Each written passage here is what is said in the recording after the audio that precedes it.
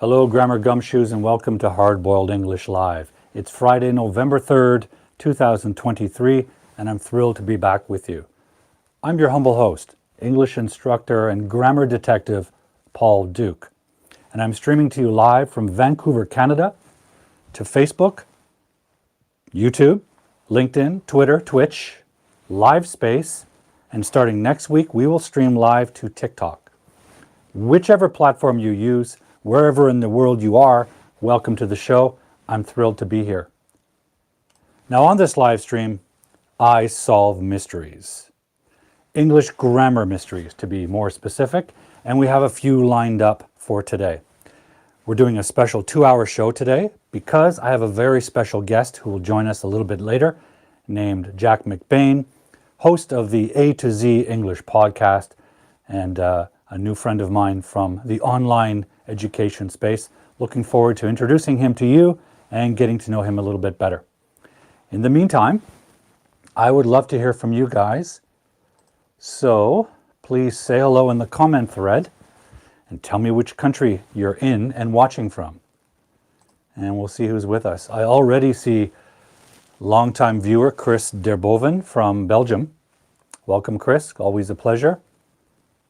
I also see Shakur Adil. What country are you watching in, Shakur? Who else is with us? Usually takes a few minutes for people to join because there is a delay from the streaming. Okay, we also have Omram from Turkey. Welcome. We have Alicia from Peru. Welcome. We have Guy from Argentina, I think. It's always great to see the different countries that are joining us. It's so fantastic to be able to spend time with you guys. Let me just check my platform here. Everything looks okay. So far, so good. Yeah, so our guest will join us shortly. We will also have a little grammar quiz to get you thinking. We have Alper from Turkey also. Welcome. Guy says, hello, Mr. Paul. Hello, hello. Great to have you all with me tonight. For those of you who are new to the show, we stream this live every Friday, 4 p.m. Pacific time. I live on the west coast of Canada, so we follow Pacific time. So keep track of that. I'm host of the YouTube channel, The Grammar Detective. And if you're unfamiliar with that, please go to my YouTube channel, subscribe, follow, like, all that stuff. On my YouTube channel, you can find the recordings of this show in case you miss it. I know the time isn't convenient for everyone, so I always post the recordings a few hours after the stream ends.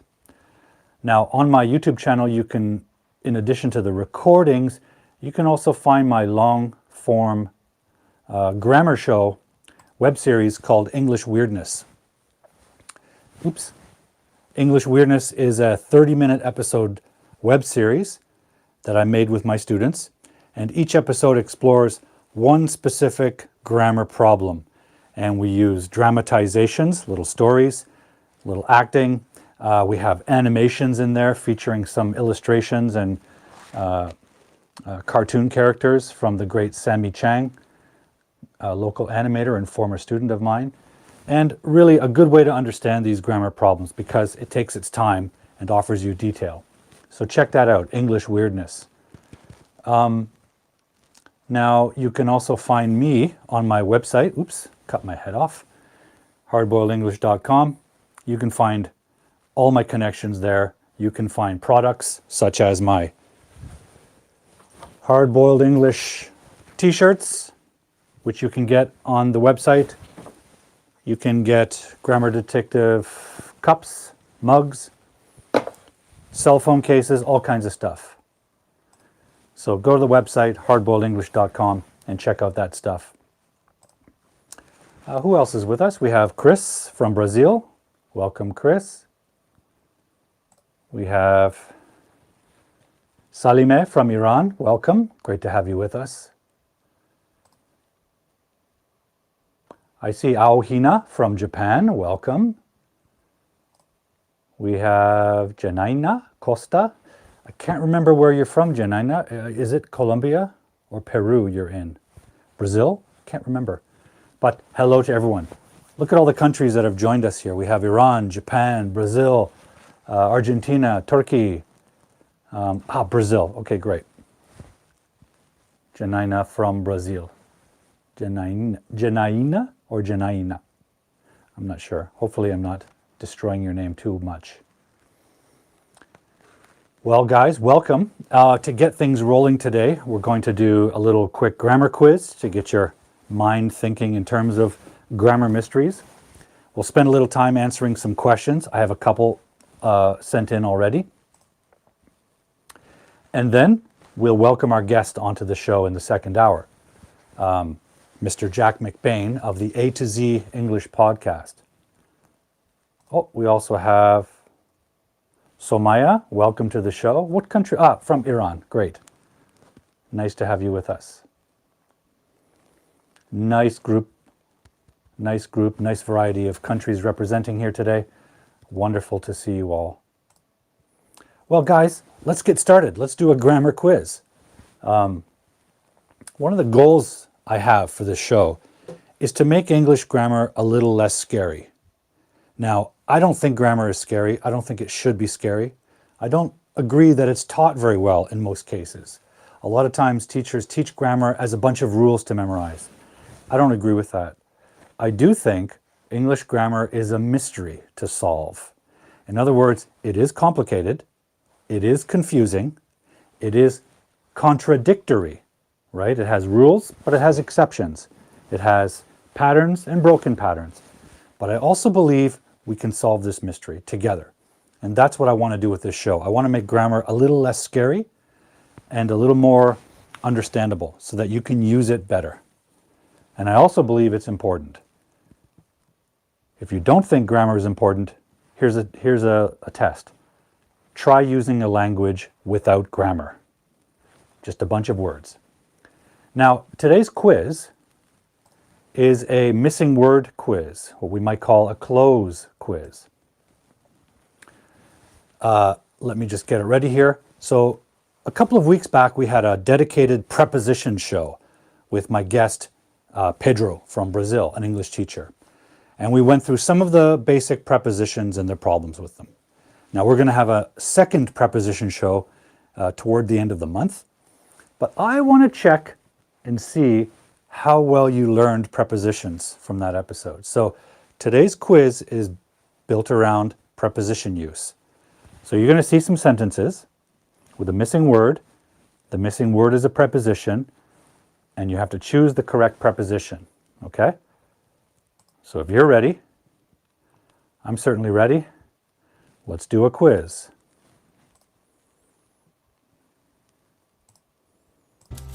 Here's the first sentence. She placed the book blank the shelf. And I want you to put your answer in the comment thread, guys. Put your answer in the comment thread. What do you think?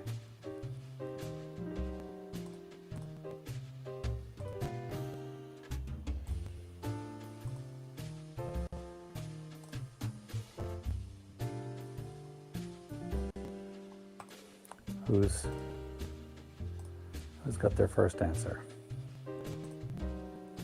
Okay, I see a couple of people suggesting on. Okay. She placed the book on the shelf. That's interesting. As I said, we will have a second preposition show in a couple of weeks, so stay tuned for information about that. Prepositions are complicated, they're tricky, and therefore they're challenging. But I'm sure you can figure out the mystery of prepositions. As we said on our preposition show, sometimes it's useful to understand the meaning of a preposition, not just memorizing the words that it connects to, but understand what it's expressing. Anyone else have an answer? I see on, on. Put your answer in the comment thread, guys.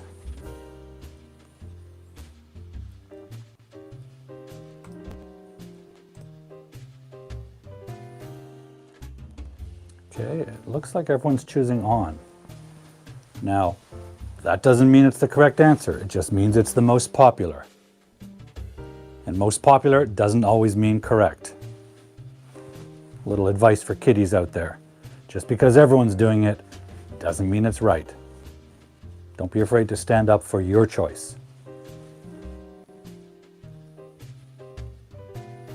Well, let's get to it. As it turns out, the correct preposition here is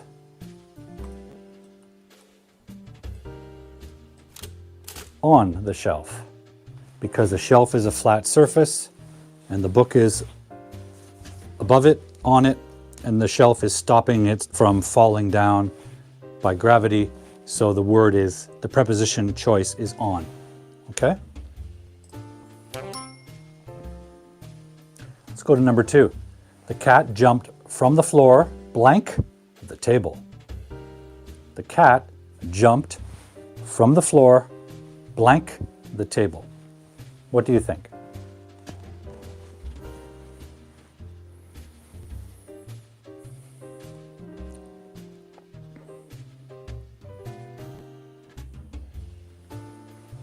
Okay, I see a couple of answers here. Onto, onto, onto, onto,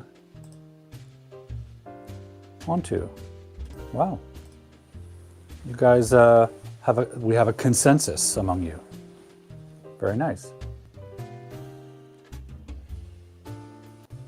We have to. We have another onto. Anything different? Anyone have a different answer? About. Or about. About. Americans always accuse us Canadians of pronouncing about as about. I'm not sure it's true for all Canadians. We'll find out. My guest coming up shortly is American, and I'll ask him what he thinks of the Canadian accent, especially with words like about.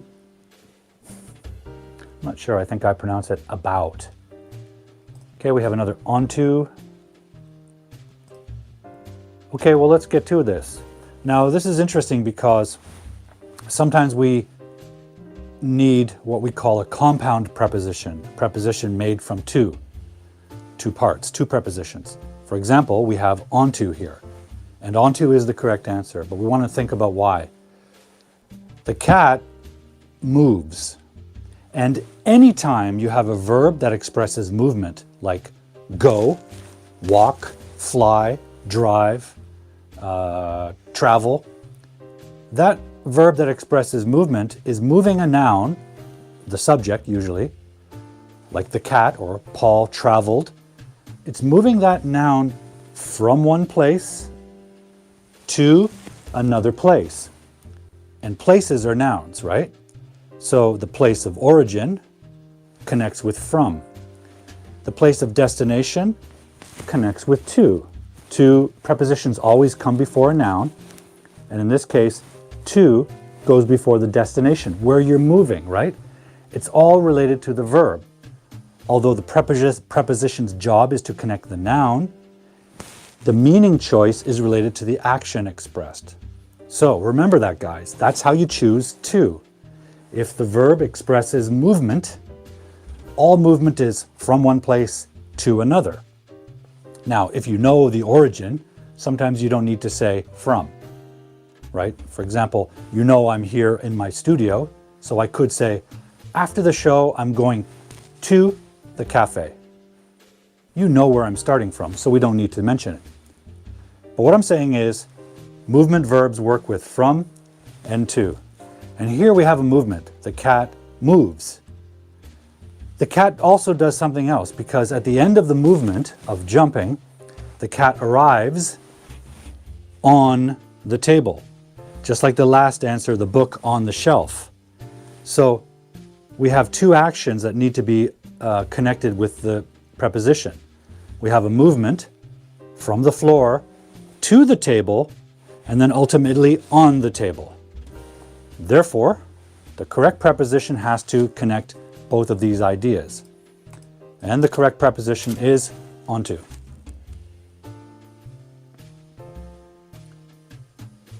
Now, let's go back a step because Janina is asking me a question.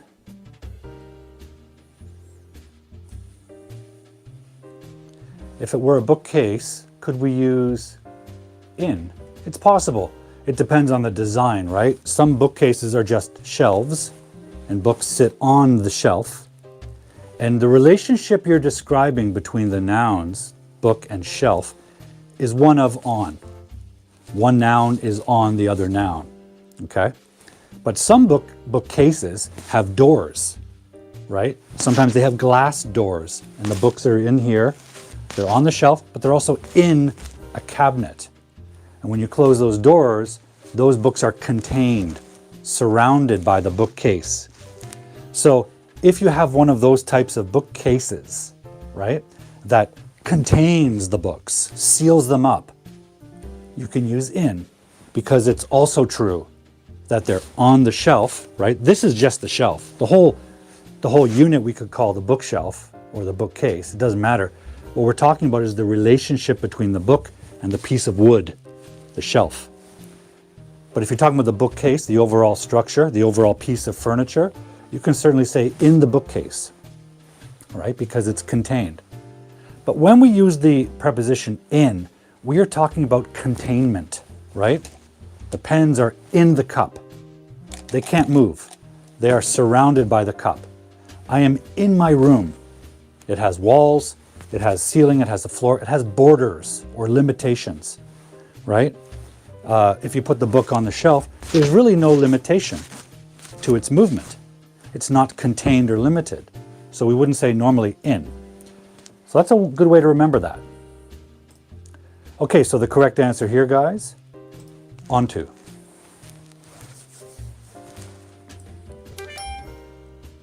Good job. You guys got that. Okay, this one's interesting. The artist's work is characterized blank its bold use of color and texture. So there's a missing preposition, but here it's tricky because it's not coming before a single noun. It's coming before a noun phrase, a series of nouns. It's bold use of color and texture. That's a noun phrase, a whole bunch of nouns in a row with no verb. So prepositions connect anything noun form. Single nouns, noun phrases, noun clauses. But pay attention to the verbs. The meaning of the verb often tells us which preposition to use in front of that noun. Okay, what do we have? We have some good answers here. We have Janina, Chris, Somaya, we have Guy. Everyone's choosing the same answer. Now either my quiz is too easy or you guys are super smart. I think you guys are super smart. I don't think my quizzes are that easy. Let's see. Maybe I make them too easy.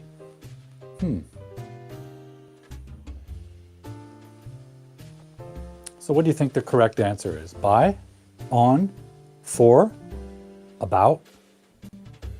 Which is the correct answer?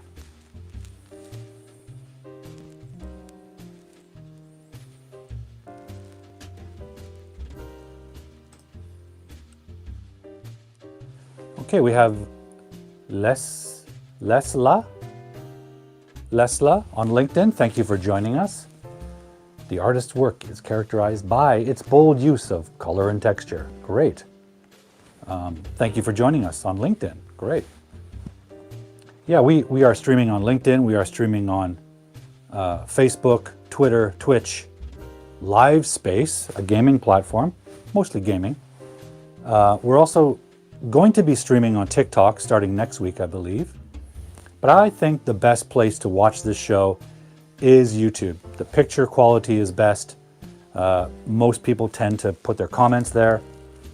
And of course, you can see the other videos on offer by the Grammar Detective YouTube channel. So if you haven't yet, go to @TheGrammarDetective on YouTube, and you can see the recordings of all the live streams that we do, Hard-Boiled English Live. You can also find my long-form web series, English Weirdness, which features dramatization and animation to explain complex grammar mysteries. So please check that out. I'd be more than honored if you would join our community. So what do you think the correct answer here? The consensus seems to be by. And let's think about why. I want to know why you think by is the correct preposition choice. Tell me why. Maybe my quiz is too easy, but let's test your understanding here before we move on. Why do you think by is the correct? How did you make that choice?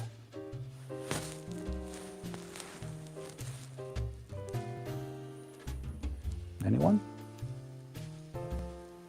How did you know the preposition is by? I thought I stumped you with my intense, challenging quiz. Apparently not. What do you think, guys?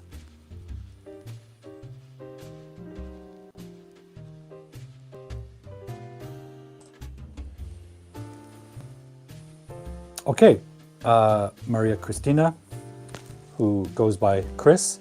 Chris is telling us passive voice, and she's absolutely correct. If you look closely, it says the artist's work. So the subject is the artist's work, not the artist. And the work is characterized, right? That's a passive structure. Is characterized. That's like saying, my live stream is streamed by YouTube. Okay? So that's exactly the reason. The verb dictates the preposition choice, and the preposition connects the noun. In this case, the true subject is bold use of color and texture.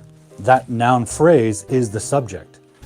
So if we were to switch it to an active sentence, we would have its bold use of color and texture characterize the artist's work. But we have a passive structure. So I think 3 weeks ago, episode 117, we talked about passive voice. So if you need a review, go to my YouTube channel. Down below is the name of it. And check out episode number 117. This, I think, is episode 120. Anyway, next question.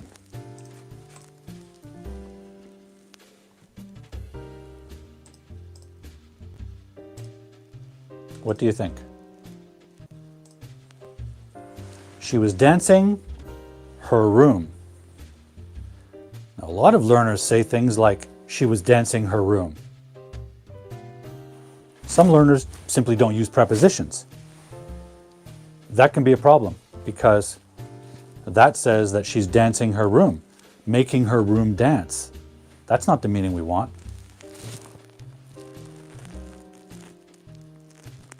Okay, again, it looks like we have a consensus. We have everybody choosing in.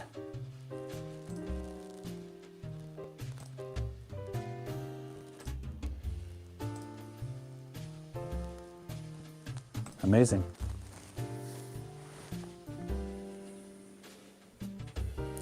Maybe we don't need a preposition review show because you guys seem to really understand how to use them so well. Lovely. Great. Well, as you guessed, the correct answer is in her room. Now, this is often confused with on, in and on. But again, try to think of on as being a surface, usually a flat surface, but it could also be the ground or the trail. And something is on that surface and not moving downwards because of that surface. Could be the earth, could be a shelf, could be this mouse pad, but this is on it. Now, a room is a container. Usually, humans do things in a room, such as dancing, right? She was dancing is the verb, was dancing, in her room. So that action took place. Where? In her room, within the boundaries of her room. Now, is it possible to say on her room? Yes. If the room was a box outside and she was on top of the box dancing, you could say that. So it's not a matter of is it the correct choice or the incorrect choice, it's a matter of what are you communicating. A few weeks ago we had the example of on my house or in my house, right? And both are possible. One is more common for a very obvious reason. Usually you do things, human activities, in your house, right? In a room, in the kitchen, in the bedroom, and the house surrounds you. But it is also physically possible in our world to climb up on a ladder to the top of the house and dance on the house. That's possible. It's just not common, right? But if you had construction workers or repair people fixing your roof, they have to go on your house, on the top. So it is possible. It's not a question of correct or incorrect. It's a question of what are you saying? What's the meaning you're trying to communicate? And this is what we always come back to. Grammar isn't about correct or incorrect, rules follow or not followed. Grammar is about expressing precisely a meaning. Different grammar, different meaning. And that's why it's important, right? Humans can need to communicate different meanings, different ideas. To do that, you need different grammars, right? For example, verb tense. If you don't have control of verb tenses, you can't express time, right? We need to express past time, present time, and future time. Why? Because that's human experience. Humans can think about the future, we can remember the past, and we can do actions in the present. That's our reality, and our language needs to be able to express that. Hello to Marta, who's just joining us. Marta, we're in the middle of a quiz, so please jump aboard for question number 5. Let's get to question number 5.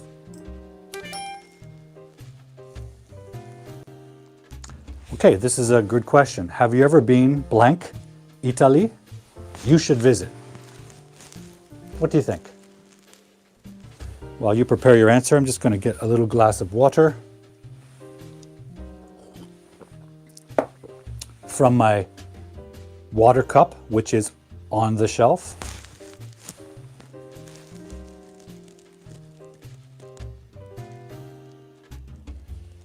Okay, finally we have a question that we have different answers for. We have a couple of folks saying in. We have a couple of folks saying to.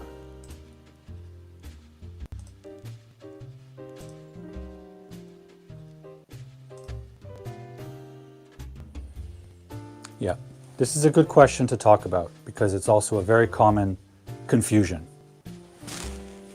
So we'll just wait a moment, see what our other answers are, and then we'll talk about it. Then I have a couple of grammar questions to answer, and then finally we'll bring my guest on in the second hour, Mr. Jack McBain of the A to Z English podcast. If you haven't checked that out yet, go to wherever you listen to podcasts, YouTube, Spotify, Apple Podcast, iTunes, I think, at A to Z English podcast, and check out Jack's podcast. And we'll learn more about it once he joins the show.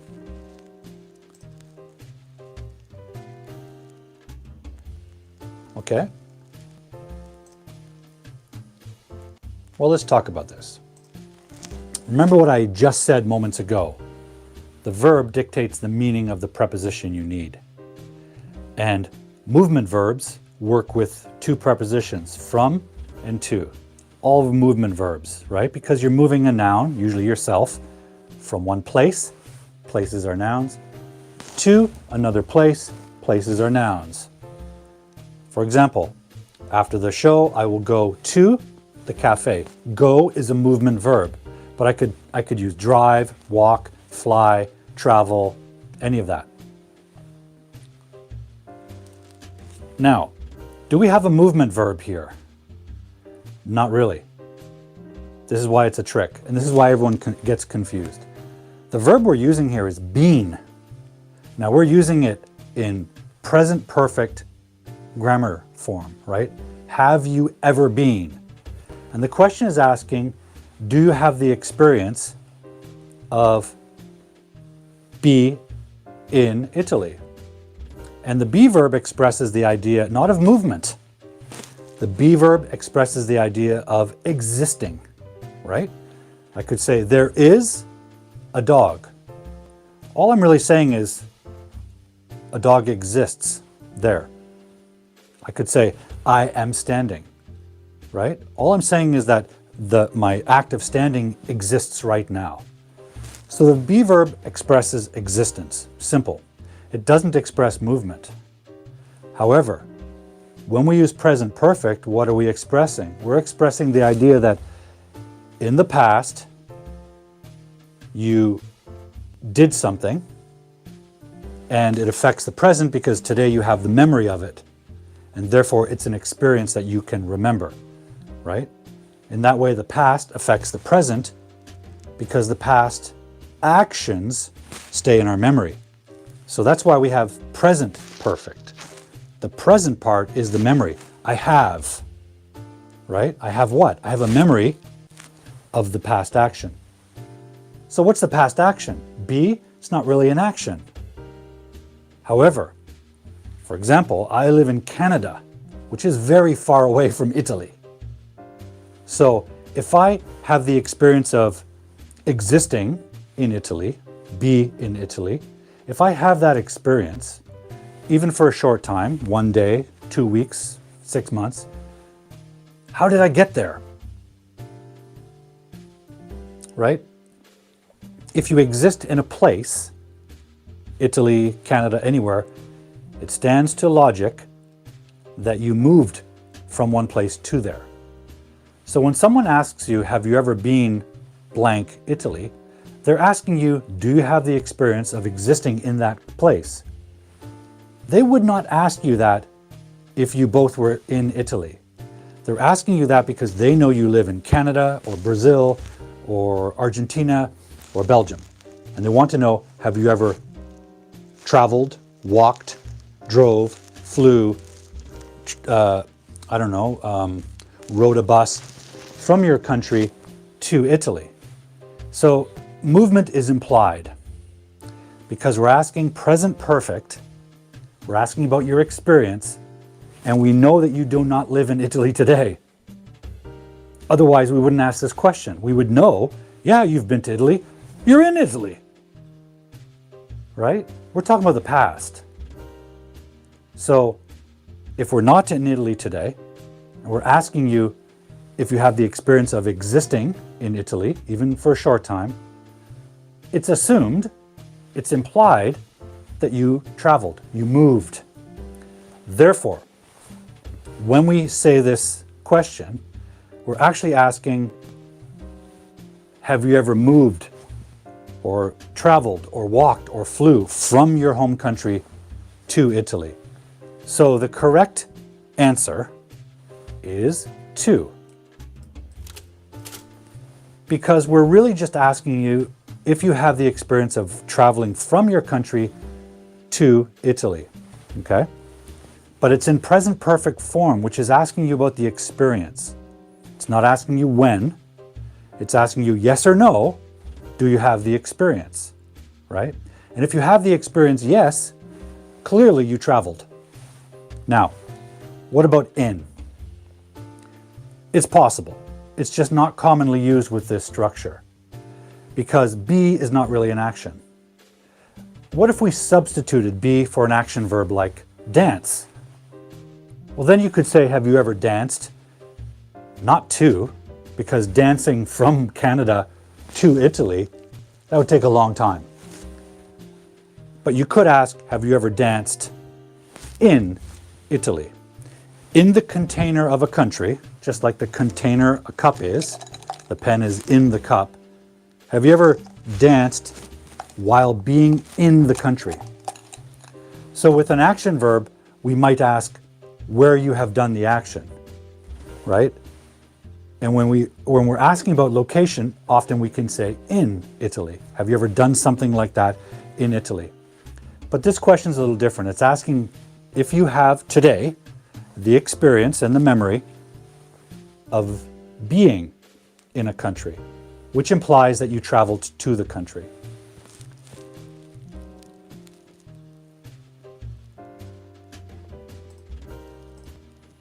So Guy has a question here. When are we arriving in Italy?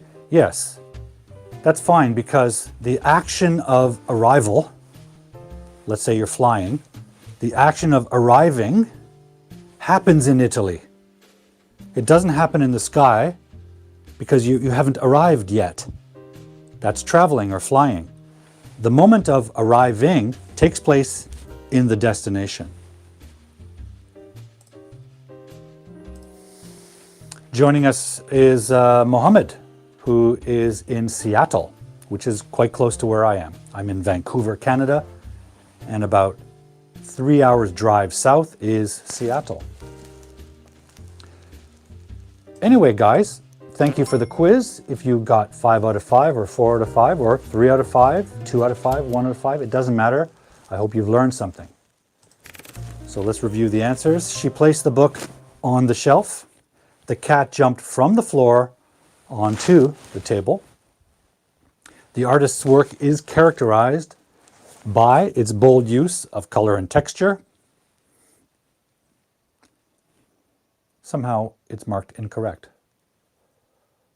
By its bold use. Maybe I didn't put an answer. The artist's work is characterized by its bold use of color and texture. Right. She was dancing in her room. Now dancing, you'll notice, isn't a movement verb. Of course it implies movement, but it's not implying movement from one place to another. It's movement in a single position, right? If you're dancing, yes, your feet move, and it is possible to dance from one place to another, from one side of the dance floor to another, but typically this action expresses the body movement in one place. So it's not, strictly speaking, a movement verb from one place to another. That's why we can use in. And number 5, again, have you ever been to Italy? If not, you should visit. So, well done, guys. Now, let's leave our quiz behind and let's talk some grammar. Okay, I have a question here. Where is it? I have a couple of questions about certain specific idioms. Let me just get out of my costume so I can get ready for some board work. Idioms, vocabulary, expressions. Let's take a look at this. So what does this expression mean? What of it? It's a little bit like saying, what about it? Or what do you think of it? But it's used in a special way. For example, when someone criticizes you, like, hey, Paul, your hair is weird.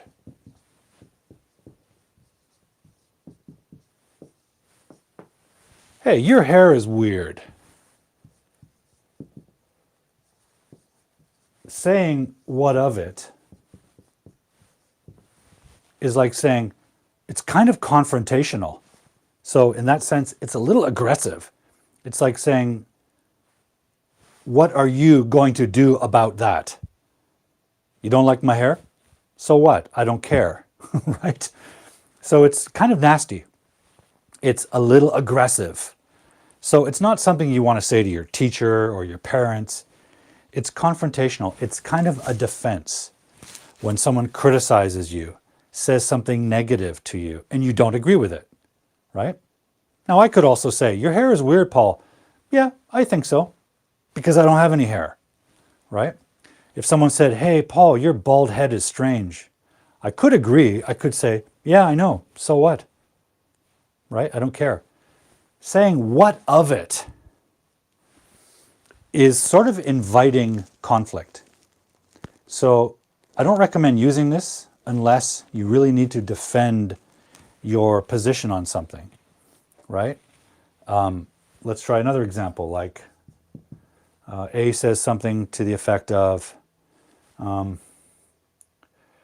don't know, let's say your mother says, you spend too much money.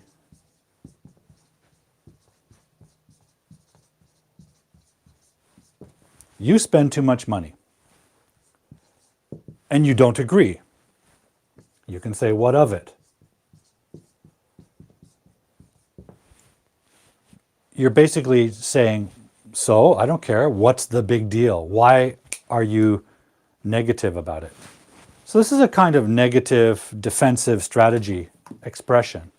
It's good to have access to it. You might have to defend your position on something someday against a criticism. But even then, for example, when you do thesis defense in university and a panel of professors critiques or asks questions about something you've written, you don't want to answer like this. This is confrontational. It's not polite. It might not even be respectful. So be very careful with an expression like this. It's aggressive. Now, you might need that someday, but in most cases, I hope you don't.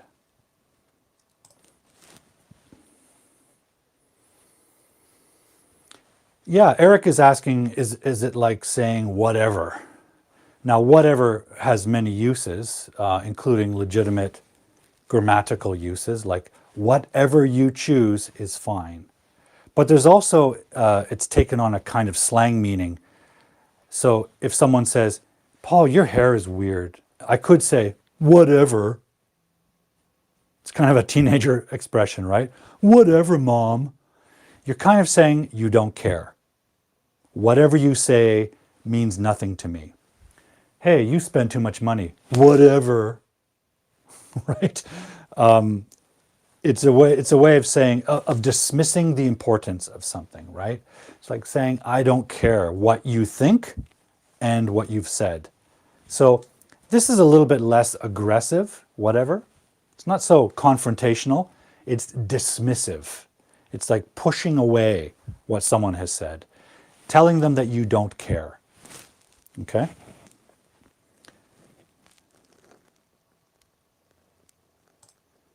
Here's an example. Mom, change your dress. It doesn't fit you. What of it? Yeah, exactly. Your mom is saying, I don't care what you think, right? It's a little bit rude, as Emmanuel says. Yeah, it's a little rude. It's a little bit confrontational because you think person A is being rude to you. So it's a way of confronting them with your rudeness, right?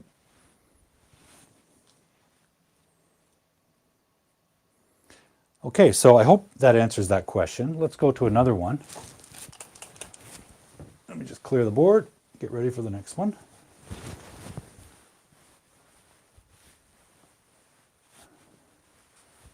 Now, the next one is also a question about an idiomatic expression.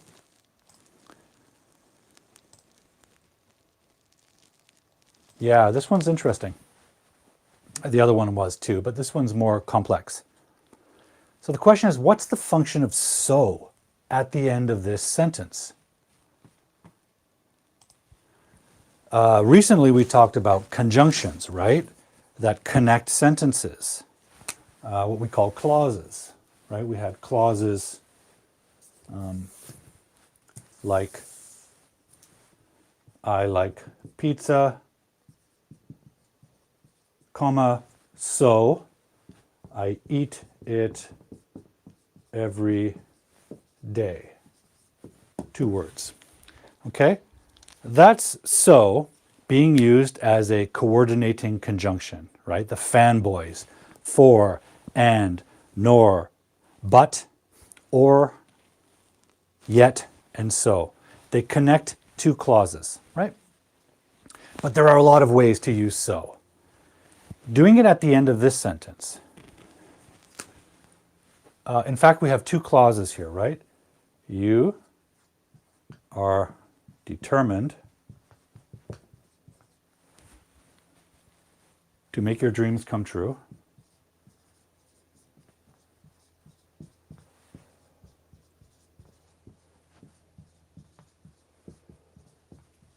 Comma.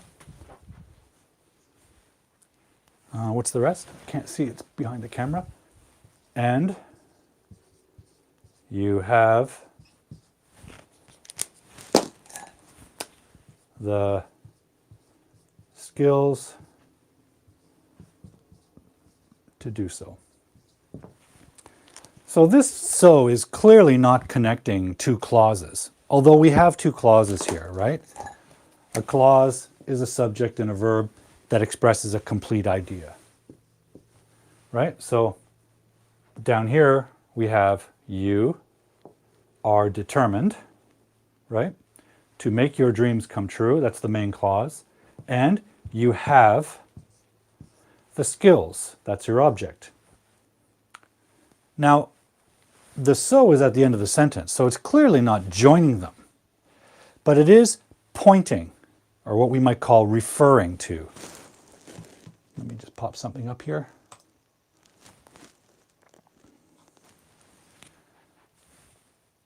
So what is it saying? Look closely at this. You are determined to what? To make your dreams come true.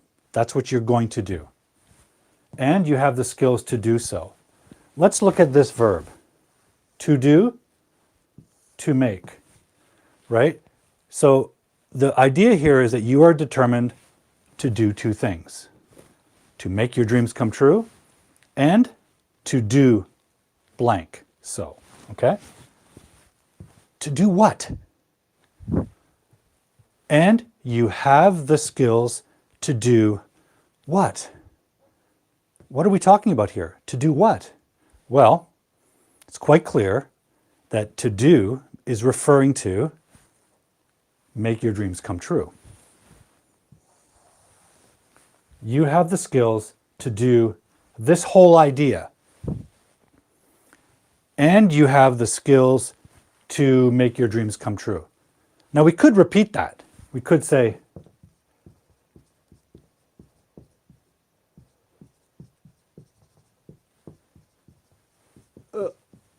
right? We could repeat that. That's grammatically correct. We could say, you are determined to make your dreams come true, and you have the skills to make your dreams come true. But as I've said many times on this show, English doesn't work best when there's lots of repetition. We cut repetition out to try to be more concise, and we save moments of repetition for when we need emphasis, right? But if you use repetition all the time, it doesn't have any emphasis anymore. So we want to save that up. We want to put it in the bank and bring out the repetition once in a while so that it has an impact. So if we can eliminate it, we try to. This is one way to eliminate repetition. You have the skills to do so, to do this. So is pointing to this. You have the skills to do so.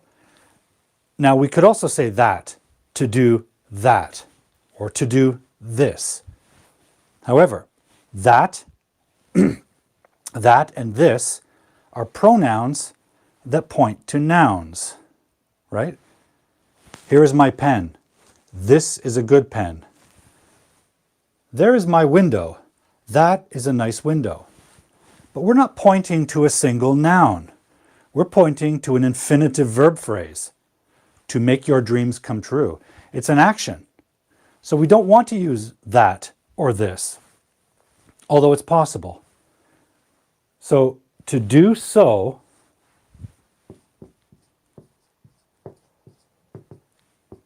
points to a previous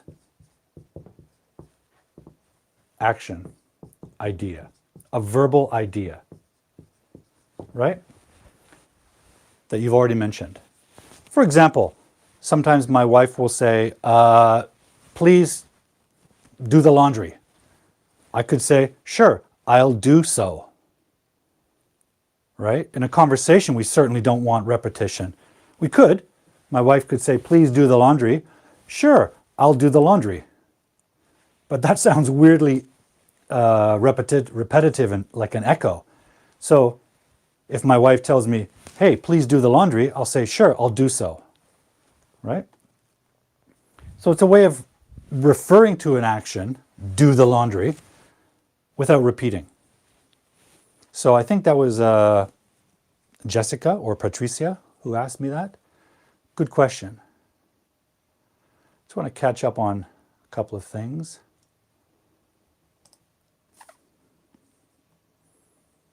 We had Eric with us. Where are you watching from, Eric? I think this might be the first time I've seen you here. I understand, Omram. No problem. Thank you for joining us all the way from Turkey. You're welcome. My pleasure. Yeah. I understand everyone's in a different time zone. There's no perfect time for me to do my live stream. There just isn't. So I do it when it's best for me. This is a time of day and week where I don't have a lot of business activities. I have the time to do the show. I have the energy to the show.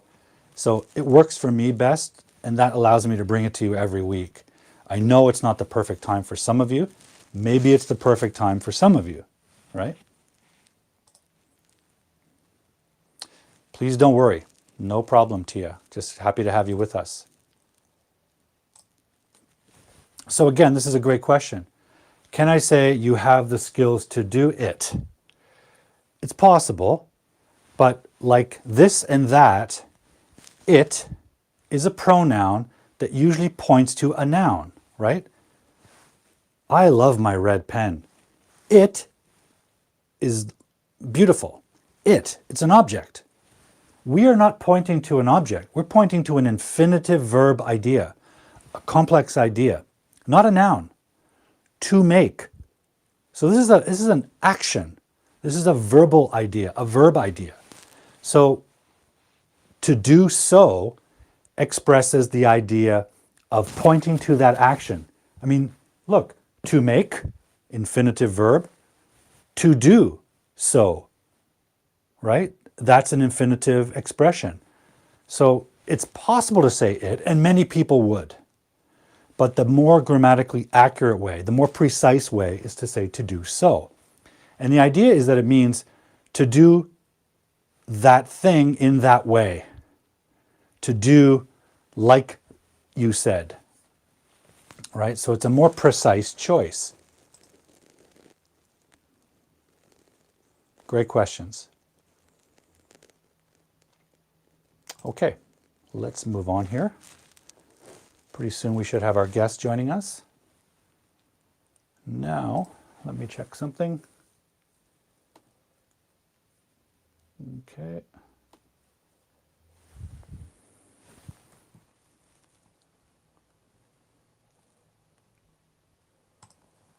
Where are we here? Okay.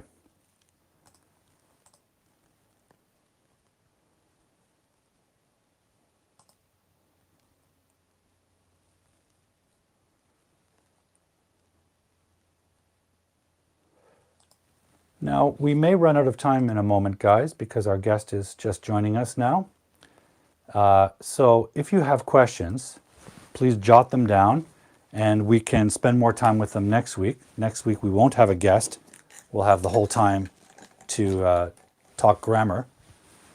So just write down your questions. In the meantime, I'd like to introduce my guest. So, without further ado, let's get to our guest. Now, my guest today is an English teacher. I believe he is originally from the US and now teaches at a university in South Korea. He's also the host of the A to Z English podcast, which is up here. Where are we? Oh, can't see it. Anyways, I want to share what he does with you. I've wanted for a long time to introduce him to you, and some of you may know him. If you don't, I highly recommend following his podcast. Always great discussions on his podcast. And let's meet our guest, Mr. Jack McBain.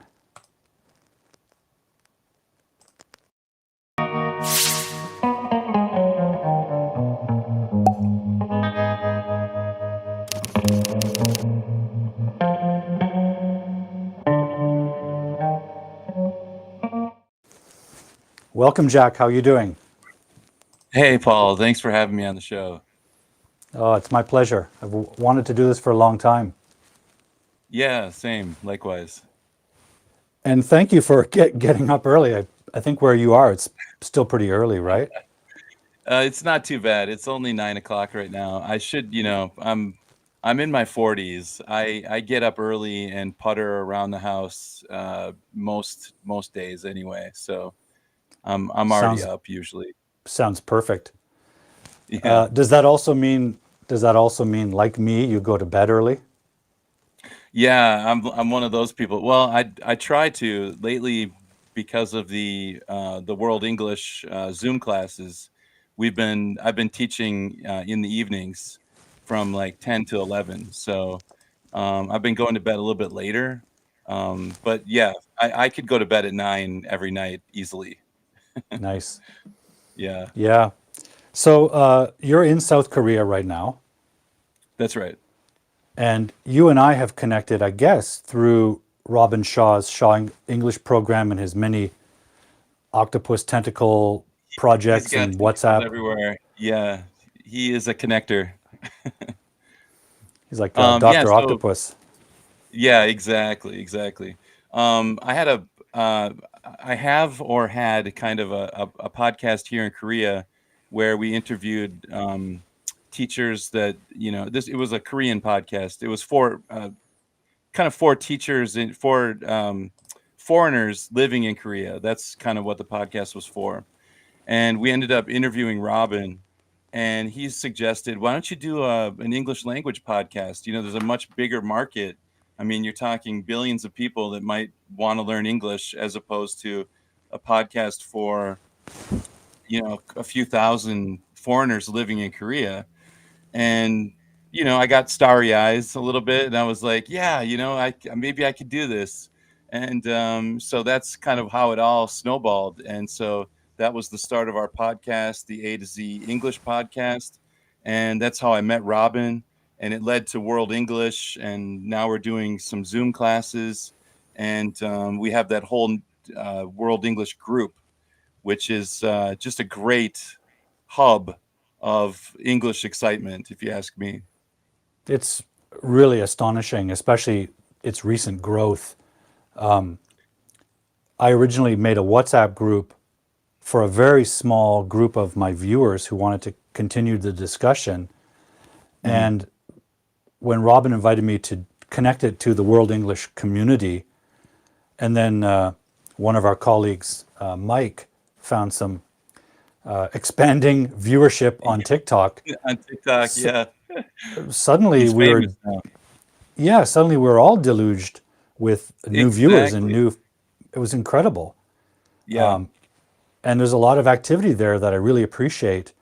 My group is focused on grammar, and you know, not every English learner gives a damn about grammar, but so it's kind of a small and but highly engaged little group, and I really appreciate it. Some of whom are Yeah. with us tonight.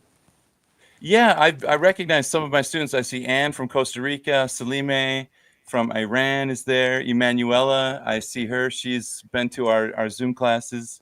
So yeah, some of our World English students are here in your live stream.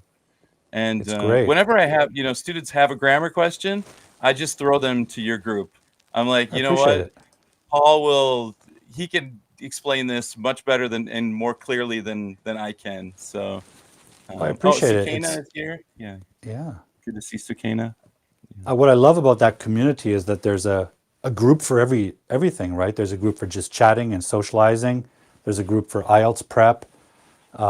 There's my group, and I've mentioned it to some of my members who start chatting, and I'm like, well, guys, chatting's cool. We're all pals here, but Hmm.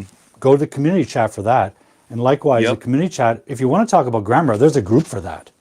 And I like the way that gets compartmentalized so people can get the most benefit from it. I agree 100%. Robin recommended in my group, which is the A to Z English podcast group. He said just force them to talk about the podcast, but if they want to get into, what they had for breakfast or whatever, just send them over to the to the community chat and Yeah. just have a conversation or voice notes. I know Salime prefers voice notes because, like me, she I don't like typing. So leaving a little voice note, and it's good practice for speaking as well. Yeah. So there's so many exciting things happening in that group. I really Yeah. recommend people join. And conversely, in my group, I insist no voice notes because I want to, and not even any abbreviations. I want them to practice spelling out their words in full, putting together a complete sentence so they can practice grammar, but also we can, because the questions and topics are about grammar, so we want to be able Hmm. to see grammar in action, which isn't to say Yep. there's anything wrong with voice notes. I just want to focus that policy, if you will, in my group so we can get the most grammatical focus out of it. And it seems to be working. I would say that's definitely the right call for that group because you're not going to be able to remember what somebody said 4 messages ago Yeah. and then address the issues.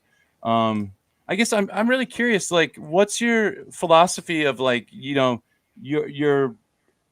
I don't know, like the chemistry of like how much grammar, how much intuitive. I guess I'm having a hard time articulating it. It's still I morning think I know here. that. Yeah, I think I know Yeah, what you like how mean, much though. do you depend on your intuition based or versus your actual understanding of kind of grammatic structure and syntax?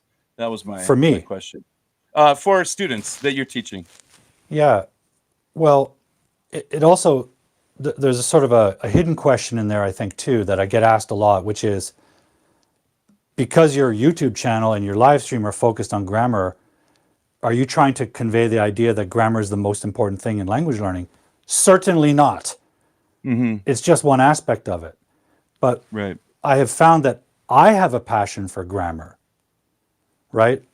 I'm a writer myself, I'm an English teacher, but my favorite thing is to look at a sentence and figure out the mystery of it, what's happening in it. And I found Hmm. that I had a knack for it, partially based on a lifetime of having some kind of natural facility with English since childhood, but being a lifetime reader, writer, I have a very close relationship with sentences. And I Yeah. found when I was an English teacher that I had a knack for answering these questions. In university, I certainly did study things like grammatology and syntax, really heavy in-depth stuff Hmm. with a largely empty class because it's usually a boring topic. For me, it's kind of, I just find it kind of cool. Yeah. So it's not a big focus of my teaching when I work with one-to-one clients. I'm essentially a writing coach. And I certainly don't espouse grammar as the number one element of learning a language. It's one of several, right? I don't Right. think we can do without it, but there are many Hmm. ways to learn it. It's just that it's the thing I can offer because I also know from my experience that a lot of language teachers, English teachers in this case, don't like grammar, aren't confident in their own command of it or ability to teach it. So for me, it's about filling that niche. And Hmm. I found that I have the right combination of passion for it and some knowledge of it that I Yeah. can offer through my YouTube. But in answer to your specific question, it's part education in university, studying grammar in depth, syntax in depth, semantics in Hmm. depth, but also some kind of natural knack. There's no doubt about it. Yeah. Some people are Which, kind of they're it they enjoy the language and the dissecting it and parsing it and like you said, solving the mystery of the sentence. Yeah. It's interesting. I'm not sure what generation you grew up in. I grew up in the 80s, and at Yeah, that I time did. there was a very much nativist push in the Yeah. kind of in the Chomskyan vein, and so I never learned like grammar. My Yeah. teachers always said, "No, you don't need to learn it. It's something that you internalize and you parameterize the rules within your own." And I think that'll take you 75% of the way, maybe Hmm. 80%, but that last 20% is really important, and Yeah. it's completely ignored, and I was just completely left in the cold. And I remember graduating university, and somebody said to me, I don't remember what the conversation was, something about a preposition. And I go, what's a preposition? I don't even, Hmm. what is that? If you gave me $10,000 to circle the preposition, I wouldn't be able to do it, Right. And I thought it's kind of a sad state of affairs where I was really let down by my school because I just happened to grow up in a generation where they were not pushing that. And, Yeah. yeah.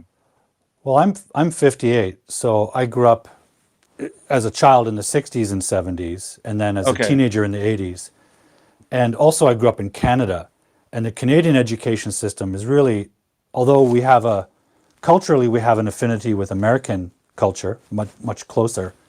Sure. Our education system and politics are based on the British model, Hmm. including overt grammar education at the grade one and Yes. two level. So, as a child, we learn grammar with a grammar textbook. Our parents correct us, the teacher corrects us. Our exposure to English on TV, like Sesame Street, that also offers feedback because you might say something wrong and notice Kermit the Frog doesn't say it that way, so then you Right. correct. But pretty Yeah. soon thereafter, we spend our life using English and forgetting about those lessons. By the time you Right, right. become an adult, you're not alone. Most native speaking adults in Kind of lost Canada it. have no idea about grammar. So I would say if you want to be a teacher and you want to have a better facility with grammar, the grammar part of the education, it is good to go back and review the basics because you may not have the language for the language that you want. I certainly did that. I became a teacher later in life and went to university in my 40s, and Mhm. I wanted to review and sort of revisit my grammar knowledge. I felt like I had an intuitive grasp, but I didn't know all the ins and outs, and I didn't know how to talk about it. I didn't have the meta Yeah. language for it. But is it necessary? It depends. Depends on what you want to focus your teaching on, I think. I I don't think necessarily yeah. focus on grammar as a part of my teaching, but I do work with writers, and writing has a much higher obligation to be grammatically accurate than speaking does. Absolutely. Yeah, I kind of had a similar trajectory. I graduated high school and university and felt, very much insecure about grammar, and had to go back and retrain myself. And then I went to grad school, and then studied syntax, semantics, morphology, phonetics, all that Yeah, stuff. all of it. And then when I walked away from that, I had a newfound confidence in and appreciation Yeah, for grammar. And I'll even, it's interesting because I teach in Korea, and in Korean is a high context language. You might use the present simple tense, but what you mean is the present continuous. For example, they'll have a sentence like "mohe" is like "what do," and it translates to "what are you doing?" You right. know, and so my students, that can interfere with their understanding of the English grammar because Yeah, I would put English in a low context language, definitely.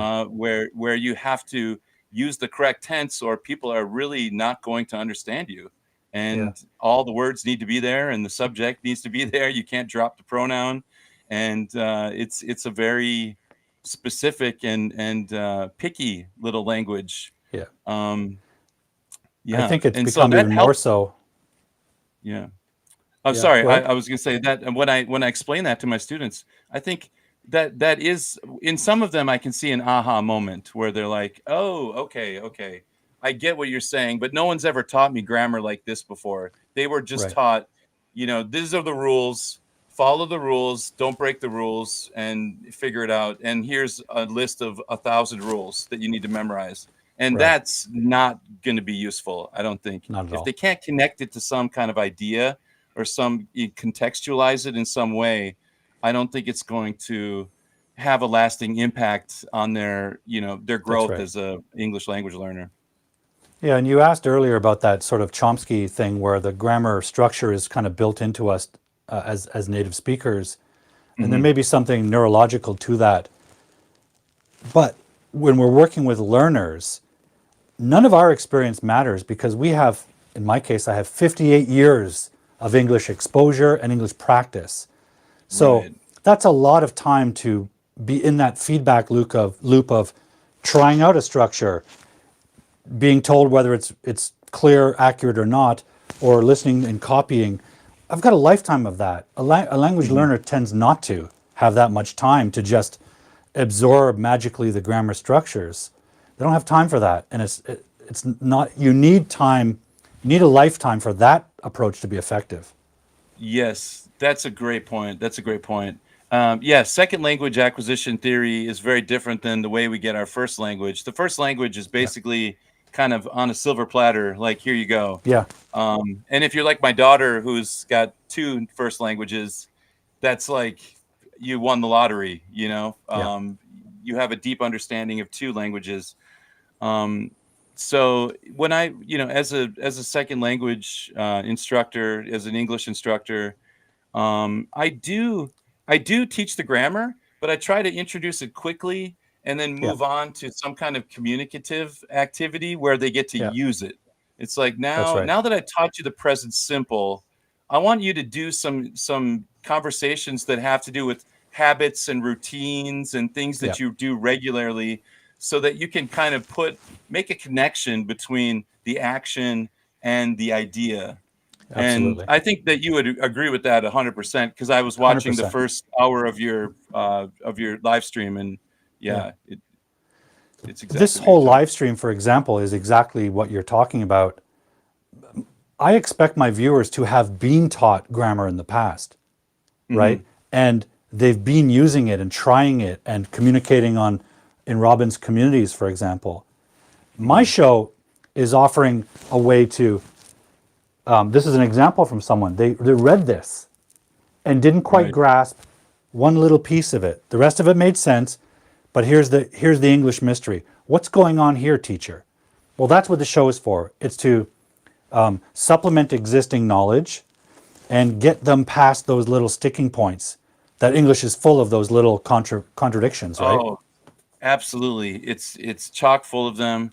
Um, Idioms, Yeah, strange little particles of yeah. It is a it, it's a fantastic service. I think that what you're providing is, like you said, oh, I appreciate that. it's a because they don't there's just so few dependable places where students can really go on the internet, because I feel like there are so many like I was going to say charlatans on the internet, on the web, but maybe the students don't know what that word means.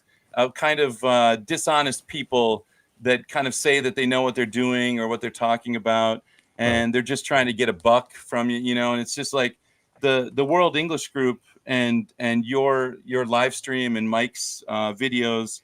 These are authentic people that are actually really thinking about the students first, and Yes. we put a lot of time and effort into keeping these groups safe and Yeah. providing a real service to the students. And so I don't know, it's just it's such a cool community to be a part of. When you Yeah. invited me to come on your show, I was really excited to come on here, I because I was totally kind of appreciate curious it. too what you did in the show, and your production quality puts mine to shame. I'm like, this is like a legit studio right here, so Well, it's the amazing. the funny thing about all of this that I'm doing now, it's an amalgamation of all of the interests and passions I've had through my life or my professions.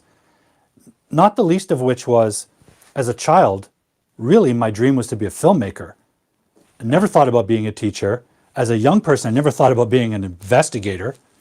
Those Right. professions came later. My original dream was to be a filmmaker. And I even made films as a kid. I knew how to do it. I never Hmm. had the confidence to pursue that dream. growing up in small town Canada, we were encouraged to get a job in the factory or something, and no one knew where to Sure. point a kid who wanted to be a filmmaker. It's different than growing up in Southern California where there's a clear path, right?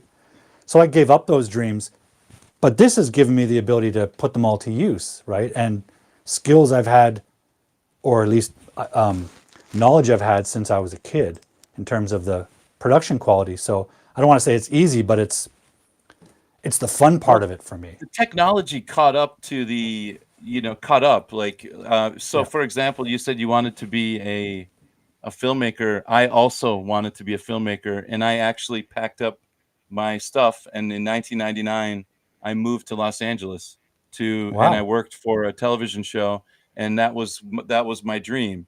And I decided to spend 1 year teaching English in Thailand, and one turned into two, turned into Mm. three, turned into Korea. And 23 years later, I'm married, and my daughter's a teenager, 15 years old. She lives in America. She studies ballet. My wife is Korean, and I'm a teacher at a university that I've been at for 18 years. So you just never know where Yeah. life is going to take you. It's a wild ride. I mean, that's it. I, I would normally have asked these questions earlier, Jack, but we got carried away with other topic. But Sorry, yeah, let's I'm a talker. let's no, it's great. It's great. This is it's less of an interrogation than the little intro implies. This is just a conversation. But let's go back in time to your beginnings. Let's talk Sure. about your background, your life story, how you got into the teaching.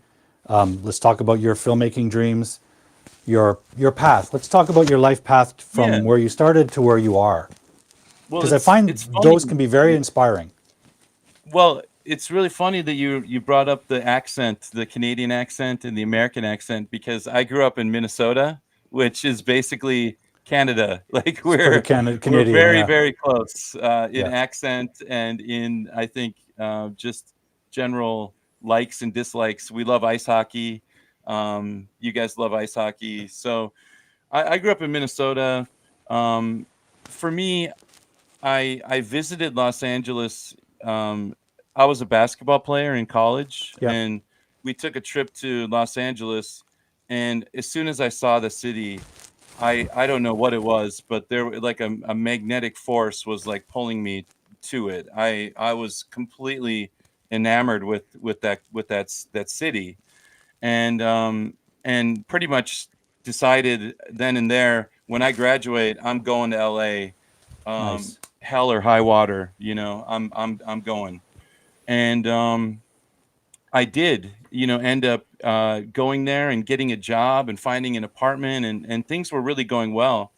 And what happened was my younger brother had just visited Thailand. He came back, and once you make that first step, to try something adventurous, that next one is not so difficult, Yeah. and the one after that is even easier.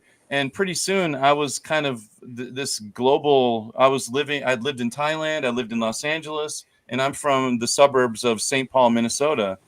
And home seemed very small to me at that point, or by Yeah. that point.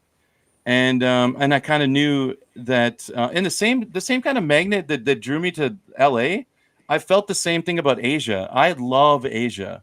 I don't know why I love Asian culture so much, but there's Hmm. just something about the way that it's always alive. It never sleeps. There's Right. markets are open all night long, and there's just things happening. And I'm very much a kind of FOMO person, like fear of missing out. And I feel like this is the right place to be if you want to, something's happening all the time. And and so it was just such a natural fit for me and I kind of knew once I arrived in Asia. I'm like, I may never escape its orbit again. Hmm. And I have gone back home to visit, but I've never lived in America since 2000.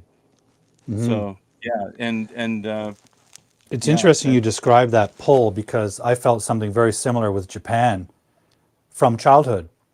hmm From childhood, I would stay up really late at night because we had one television, and my brother and my father would occupy it during the evening Right. and basically tell me to piss off. And so I'll bleep that. I would set my alarm for like 1 a.m. and wake up in the middle of the night and watch movies. And the only thing on at that time were kung fu movies, Godzilla movies. But, Yeah. I didn't grow up in a multicultural place.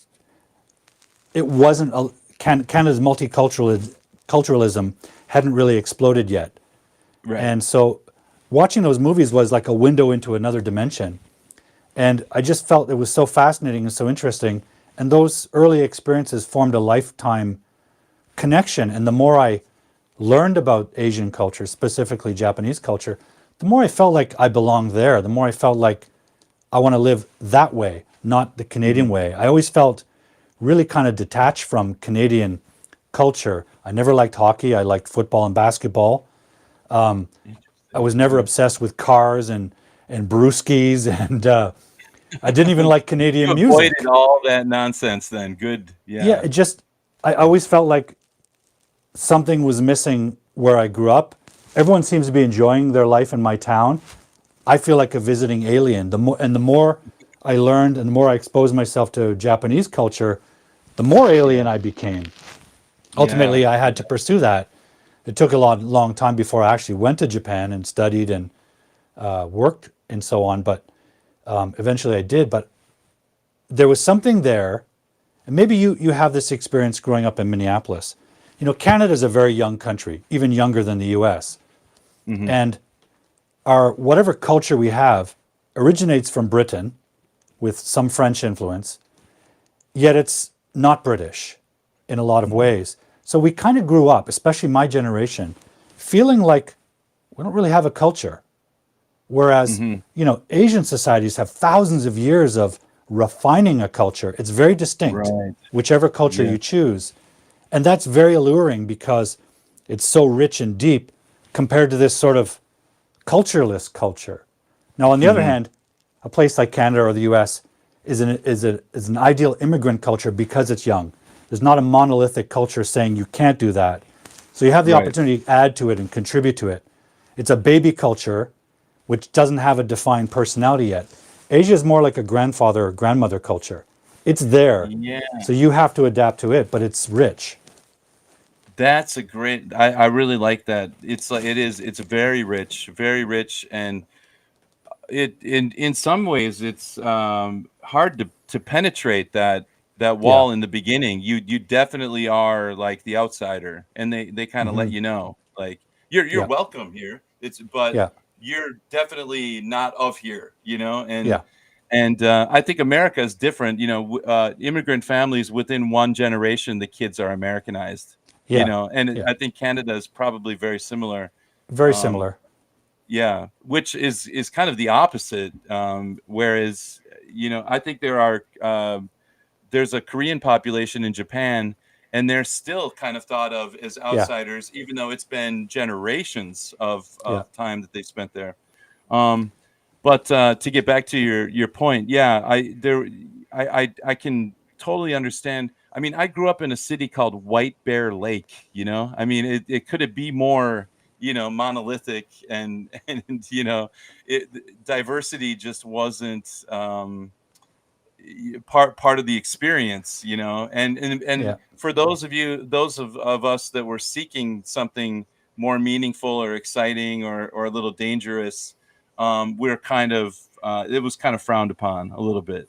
It's Yeah. you're a weirdo for even Yep. wanting to kind of step out of this. But I knew I was going to leave my city from a pretty early age. I'm like, I think I'm out of here, and the world's a big old place, and I want to see as much as it as I can before I die.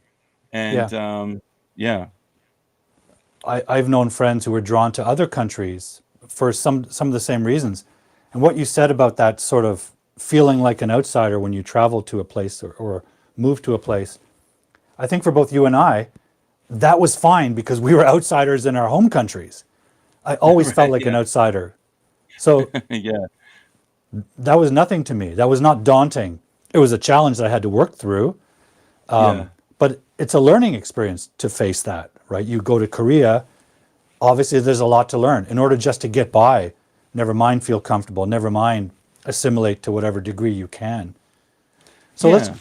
let's talk about that move ultimately that landed you in Korea. That was Hmm. with English teaching? Yeah, so I was teaching English in Thailand. That was my first experience ever. I felt completely unqualified to do it, and but I took to it very naturally. It was kind of, it was just little kids, and I was the gym teacher, and but we were using English, simple words: ball, run, jump, that kind of stuff.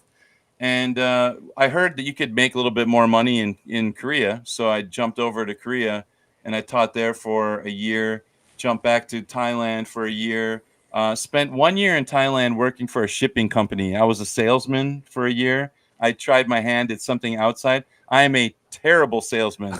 I couldn't sell a glass of water to a dying man in the desert. I don't think that I'm so unskilled as a salesman, or salesperson.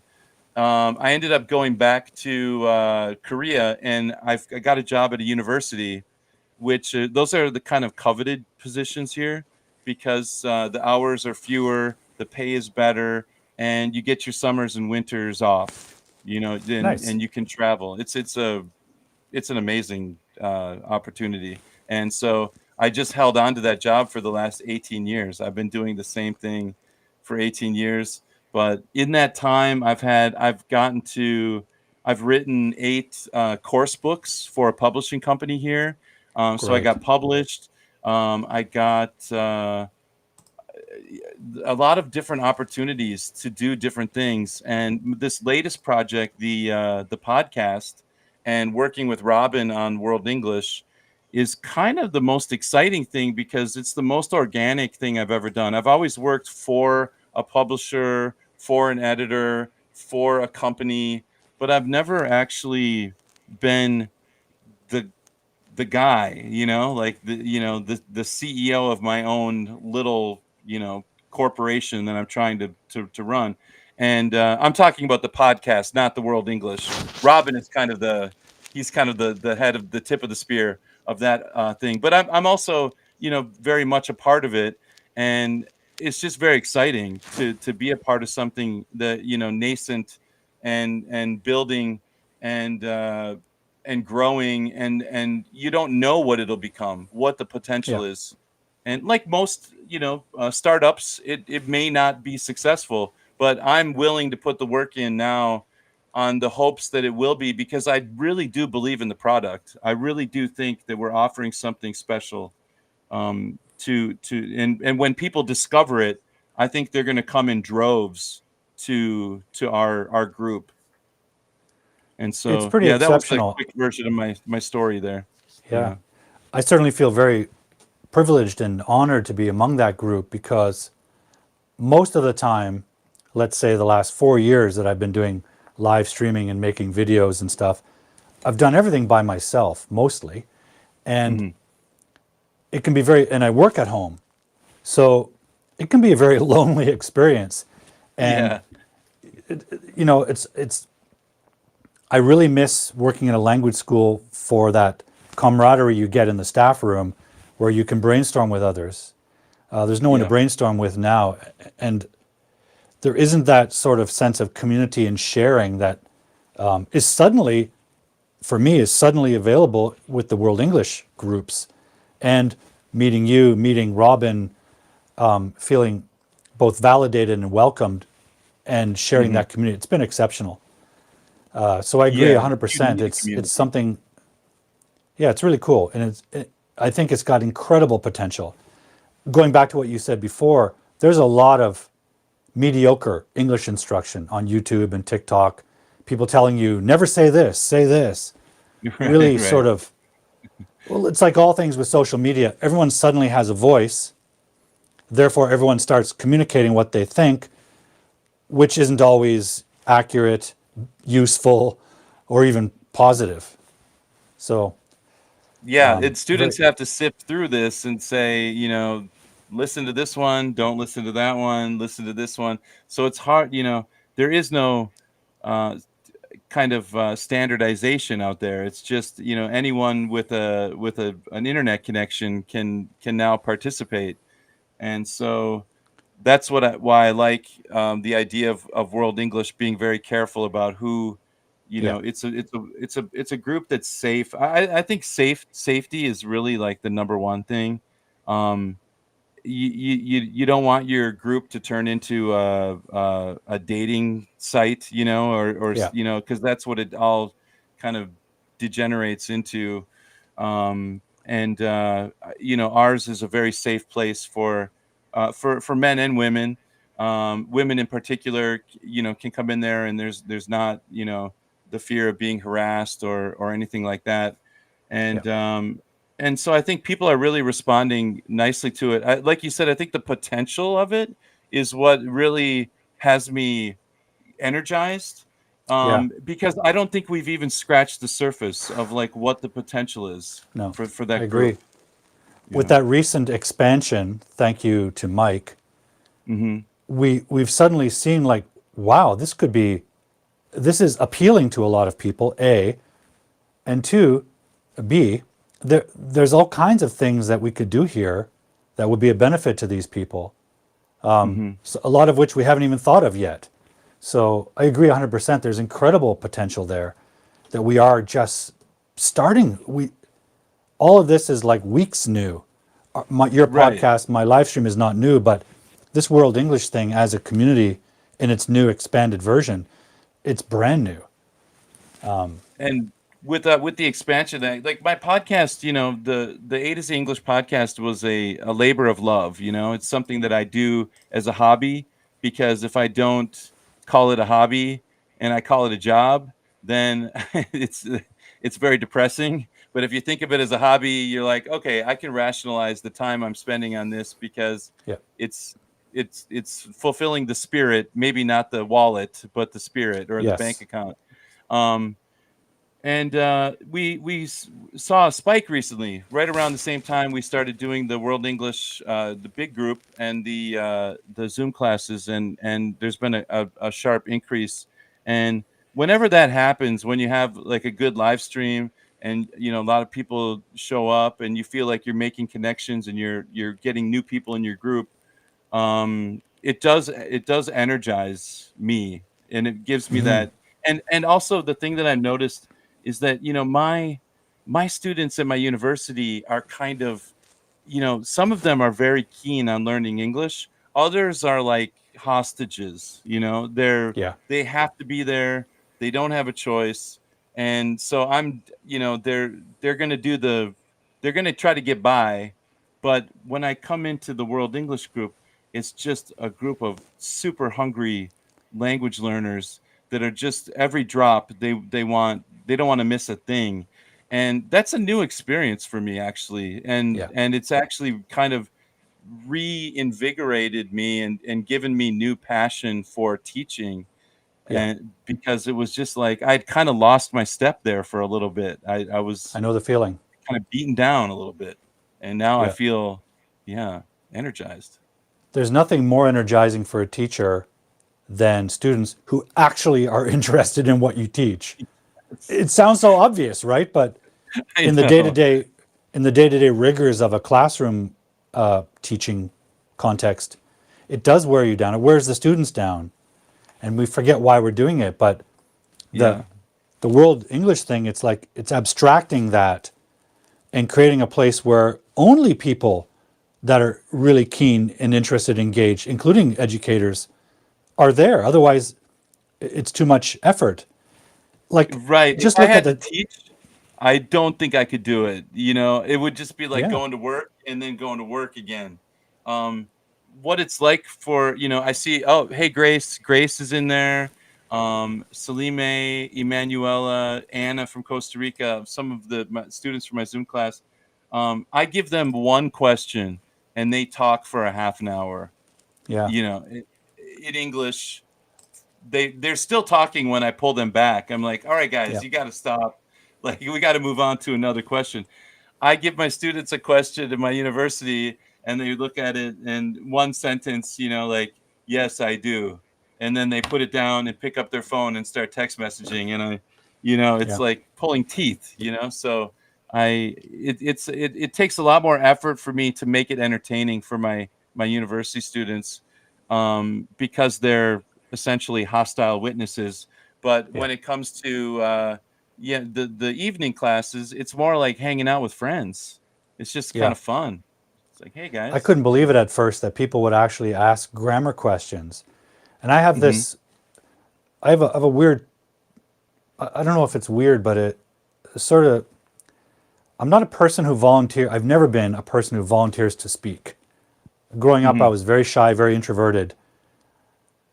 I would answer a question if you asked me, but I wouldn't volunteer to be the speaker. Hmm. And that personality, caused me some struggles in various things, various jobs, various contexts. But as a teacher, I've found a way of, I do my best teaching when I'm asked a question. If I have to Okay. volunteer or craft a lesson, sometimes I feel inauthentic, which Hmm. is why I decided to do the live stream in the format it is. It's them asking me a question. I have no idea what they're going to ask me, and it activates something in me. And it's the same thing Yeah. in the Grammar Gumshoes WhatsApp group. People ask me a question, I can't help myself but answer. And that's Hmm. invigorated me to, respond on WhatsApp at times and times of day I wouldn't normally be thinking as a teacher. I'd be doing another activity, but I can't Sure. help myself. Yeah. And it's so compelling because, hey, there's other humans who are interested in a grammar question. That's pretty cool. Right. I get that Yeah. it's not the sexy and appealing part of English language learning. The chatting is, Yeah. but grammar is important, and I'm so appreciative of the engagement that I've seen with these students, asking great questions. And I feel like, well, if you're going to take an interest, I've got lots to say on it. Yeah. I love that. I think that's fantastic. I mean, you're way braver than I am when it comes to grammar. Probably because you're standing in a better understanding of it. Like if someone, when students surprise me with a grammar question, I get, shivers down my spine Sure. because I'm like, all right, uh, I think I can answer this one, but there's an off chance that I may fumble the football, and but I think I think one of the things that I learned a long time ago is that it's okay to say I don't know, and Completely. it's okay for me to say to the student, you know what, I'm not 100% sure on the answer to that question, but I'm going to go Yeah. look it up, and I'll come Yeah. back to you with the answer. And that is definitely cuts against kind of Korean culture, where the teacher is, and maybe Japanese Big culture is the authority. same too. It's like you are Same. the philosopher king, right? Like Yeah. you have to know, you are the all-knowing, teacher. And I dispelled with that myth really early in my career, because I could either, you know, mumble something that they might give me a pass and not push back too hard on, or I could actually tell them the correct answer after looking it up. And I was like, Yeah. what's going to serve you better is if and then I learned it. Now I know. Yeah. And so, and now you've figured out the secret that together as a group, the collective, Yes. you know more than I do about basically everything, because that's 20 brains versus one. Right. And this idea that a teacher can be all knowing, let's dispel with that myth and Yeah. move on. So yeah. I discovered when I was teaching at a school, I taught vocab classes, I taught conversation classes, all of it. But what I love most is when they put me on a spot and ask me about grammar, because it suddenly activated that investigator in me. I've always Hmm. been someone who was like into pattern recognition in whatever, Yeah. and analysis.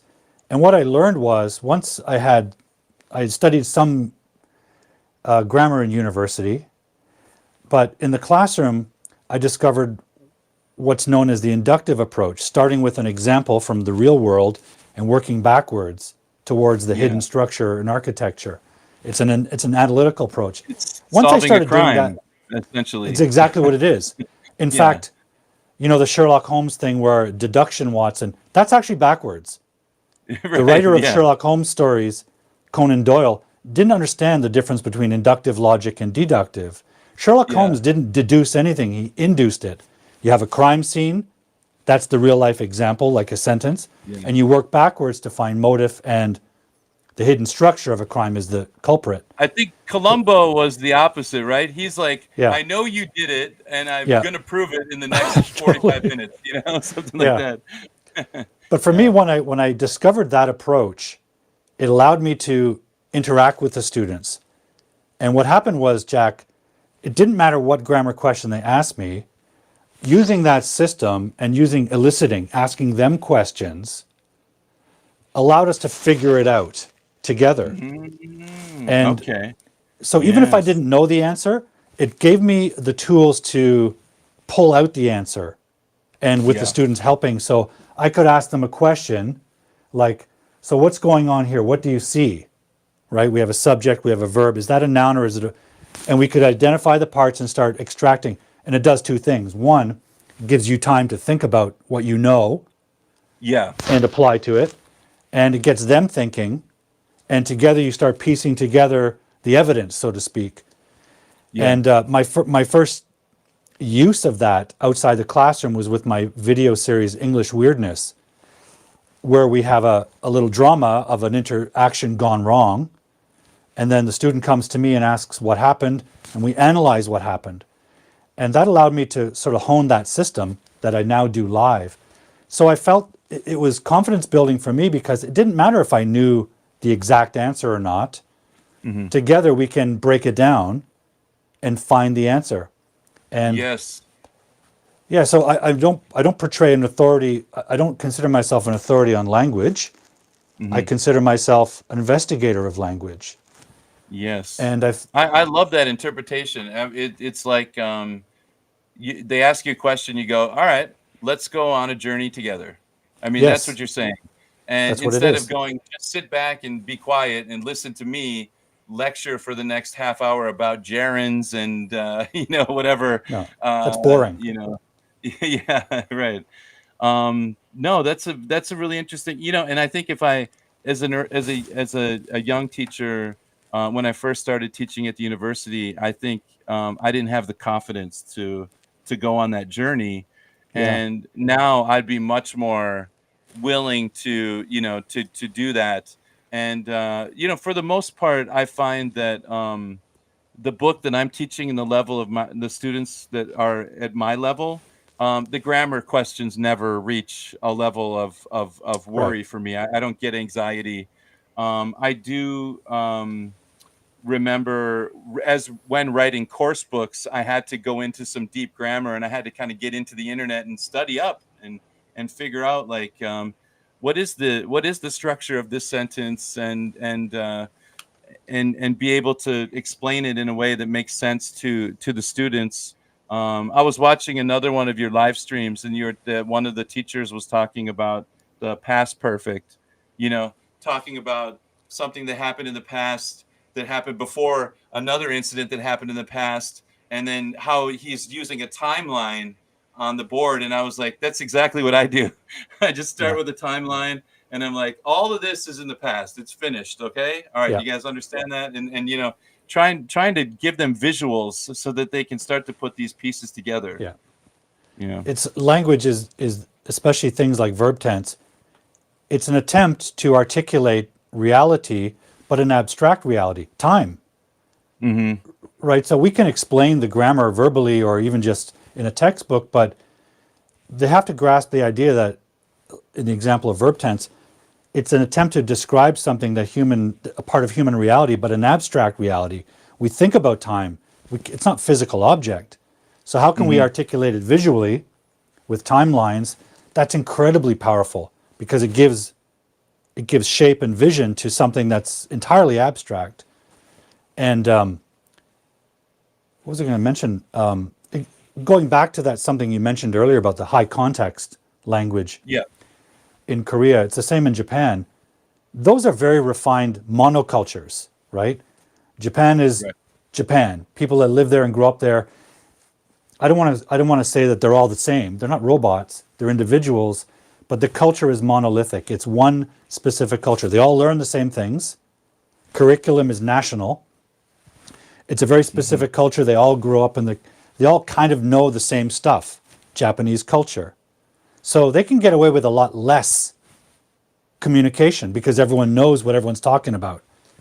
If we grew up in North Right. America, especially even more so than the UK, we live in multicultural societies where everyone grew up with different cultural influence and different education, even across the states. Each state is going to be Yes. responsible for its own education, or in my country, provinces. So even if you grew Yeah. up in the East or the West, you know different stuff. And if someone's an immigrant from an immigrant family, they will have grown up in a different culture. So we cannot assume anything. So I think especially North American English has evolved to be very specific. It has a huge obligation to be clear. So sometimes we have to say a lot more than a high context culture where a simple head nod says a paragraph, right? We have to This be a is little more this is verbose. this is an epiphany that I had in Thailand when I told it to a friend of mine, and he was like, this is just armchair, linguistics at the time. Um, but I was like, I think if two Thai people met and had a conversation, and two strangers and two strangers from North America got together, the Thai guys would the number of words that you would have to use to explain like the situation, and the number of words the North Americans would use would Yeah, just be so different, because they're just it's so tight, yeah, like in Thai it would be like, where are you going is like by nai, where go, you know or I'm trying to think of some other examples, like, I don't know. I can't think of any other ones off the top of my head, but it's just such a succinct, like very easy language, in some ways to learn, minus the tonality part of it. It's fascinating how wordy I am, and this is also kind of a personality quirk of mine too. Is it just takes me a lot to say something. I takes me a lot of words, as you can probably see, well, but I'm the same way, and I think yeah. it's you and I are an example. We grew up in actually the town I grew up in is not far from Minnesota, basically kind of Oh, across the border from Michigan. So, and let's say, so we're both Midwesterners, so to speak. In Canada, yeah. we call what we call a central Canada. There's kind of nothing in the Mhm. Midwest but farms. So Right. we let's say we share a context, general North American context. So we have some shared knowledge and experience. Like I could make a reference to Friends, and you know the TV show Friends. I could, I even though I didn't grow up where you grew up, I know who the Minnesota Vikings quarterback is, right? Right, right, Or the Timberwolves' newest point guard. So we have right. some knowledge that's shared generally through pop culture, but that doesn't run that deep, right? No, That's popular culture. It's not a depth of culture. The localized culture that you grew up in is going to be quite different than what I grew up in. And we're both sort of Caucasian, European descent, white North Americans, never mind the kids we grew up with from other countries. So right. we have a duty to them to be clear. Even you and I, who Absolutely. have as much of a shared context as possible in North America, we still have to use a lot of language to communicate to each other and get to know each other. Yeah, that's Much, that's true. That's a good point. That's a good point, because we share, right, pop culture is not that's not enough to bind yeah, the group together. You need a deeper connection, and I don't know. Yeah, I guess you're right. It does take a lot of explaining to yeah, get to a point of understanding, mutual yeah. understanding. It's not as automatic, and it's also geographically, we're from places that are much larger too. That's right. So Thailand's a smaller country, and people are kind of packed in together. Korea is a smaller country, so that might have Yeah, something to do with it as well. yeah, absolutely. Canada less so because our population is minuscule compared to the US. But there's enormous diversity across the continent, right?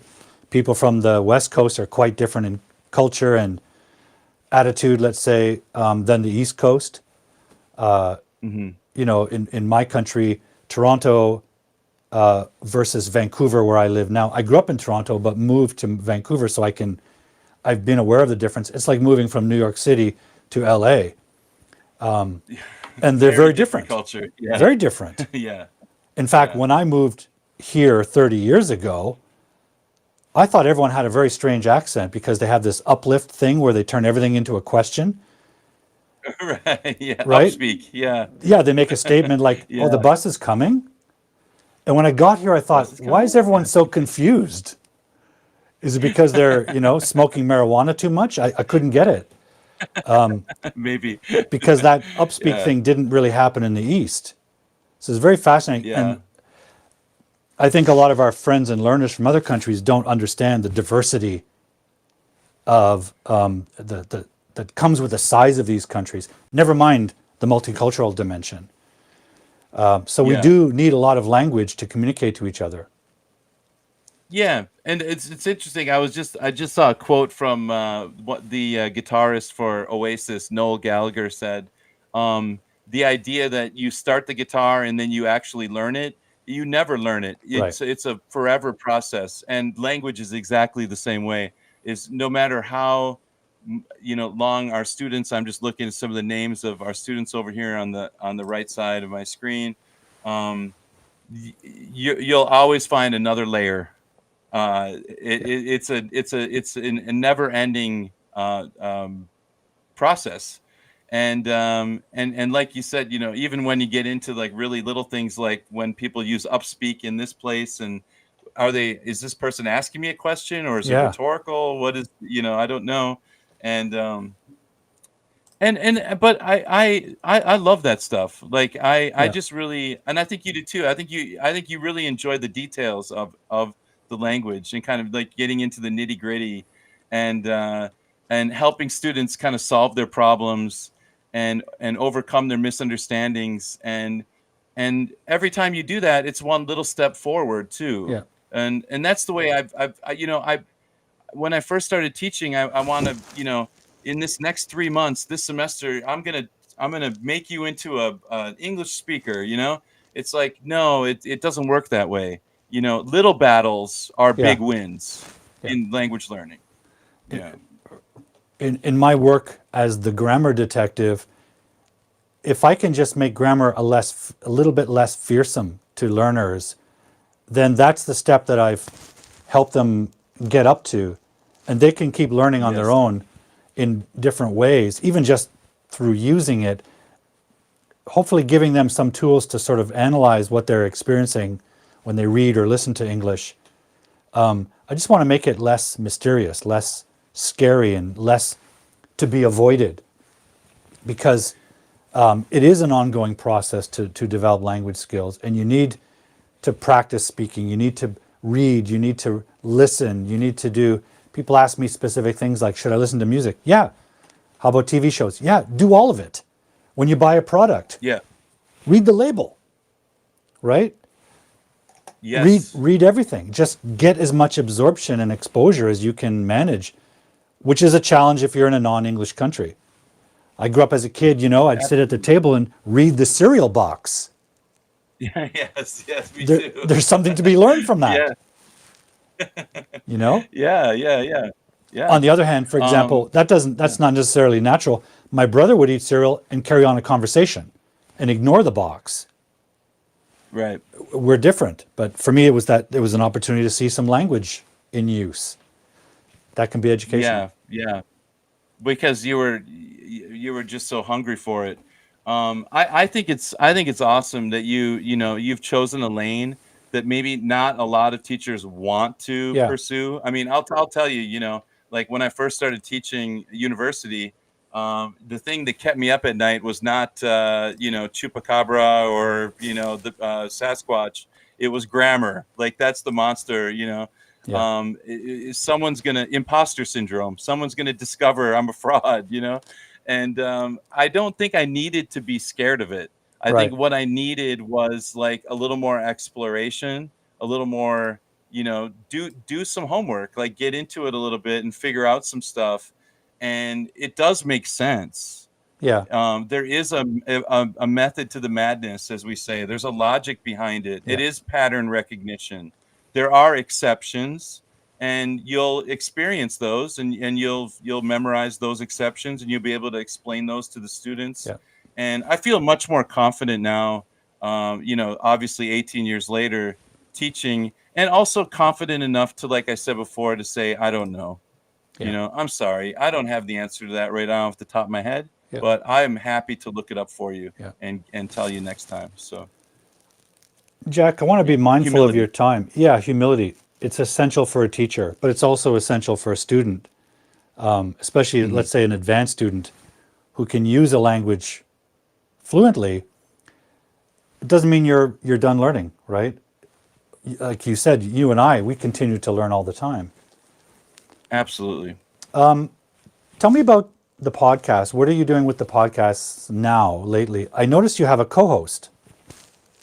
Yes, that's right. So it started with me and another teacher at my university, Kevin, and we started this together. And we gave it a valiant effort for about, I would say, 8 months, and it just wasn't it, it wasn't it wasn't happening. Like, well, we weren't making any money. It was and I think for him it was more of a job, and for me it was more of a hobby. Yeah, And so for me, I was like, I'm going to continue to do this. And so we brought in another friend of ours, Sochel, who was also an English teacher here in Korea. And she was like, I'm like, if you want to quit, I totally get it. Like, it's not, most likely it's not going to, turn into anything. And she hung in there. And in the last, like I said, like a couple months ago, we got the hockey stick, spike, where nice. we went from, 3,000 downloads a month to 25,000 downloads a month. Wow, And so, yeah, which that's was, great. and that's not where we want to be, but it's getting in the vicinity of where we would like to be. And so for us, it's like, we hung in there, and we got it done.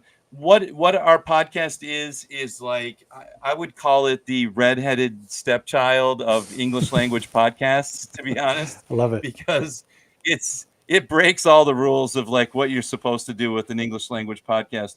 But there are so many. I was listening to a podcast of one of the famous ones, and the guy was talking about, shopping for an avocado or something. And I'm like,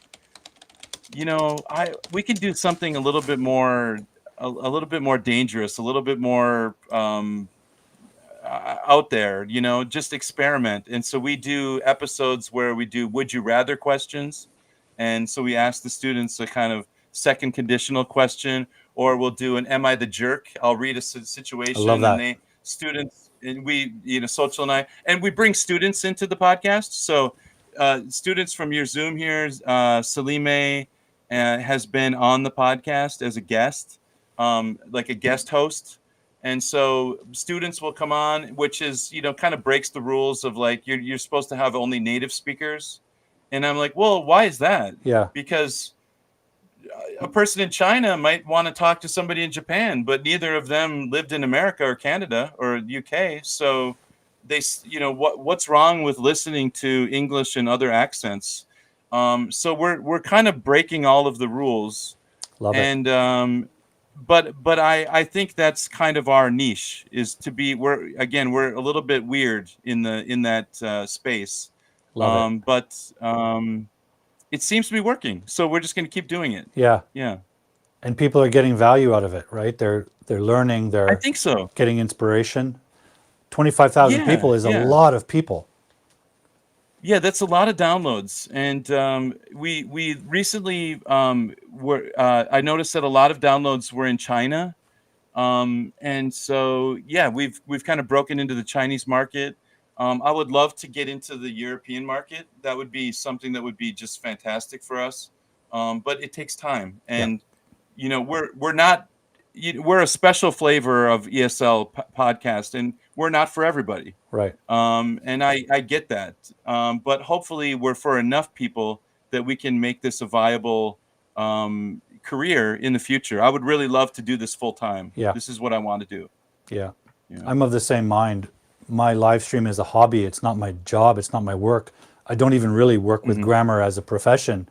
It's a labor of love that I'm compelled to do based on my viewers and what they want and what value they get out of it. And I don't expect to make money from it. I expect to help people with it.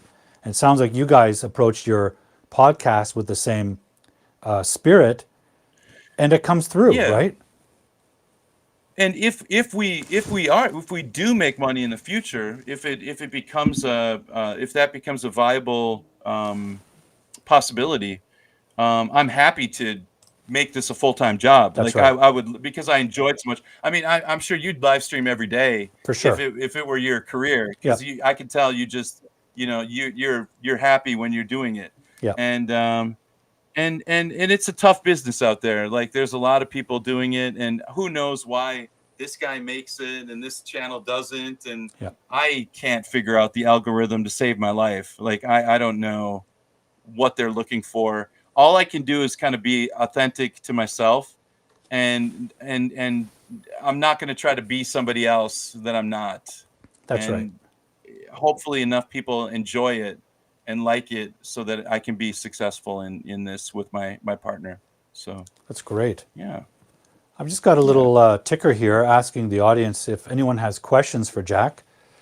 Yeah, no problem. I have plenty of time, so don't worry about time. Okay. It's no problem. If there's anyone out there who has questions, what are your questions? What would you like to know? Maybe Jack's comfortable answering questions like, what are his hobbies or his favorite color? Yeah, sure. Ask me anything. Some of them are. I know Eunice too. I recognize Eunice. He knows me pretty well already. Okay. And Grace is out there. Oh, okay. Oh, sorry, I missed the question.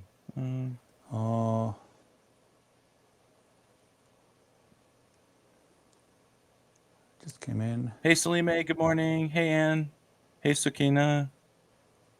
Let's see. Nice group here. Guys, do you have any questions for Jack or me? Either one.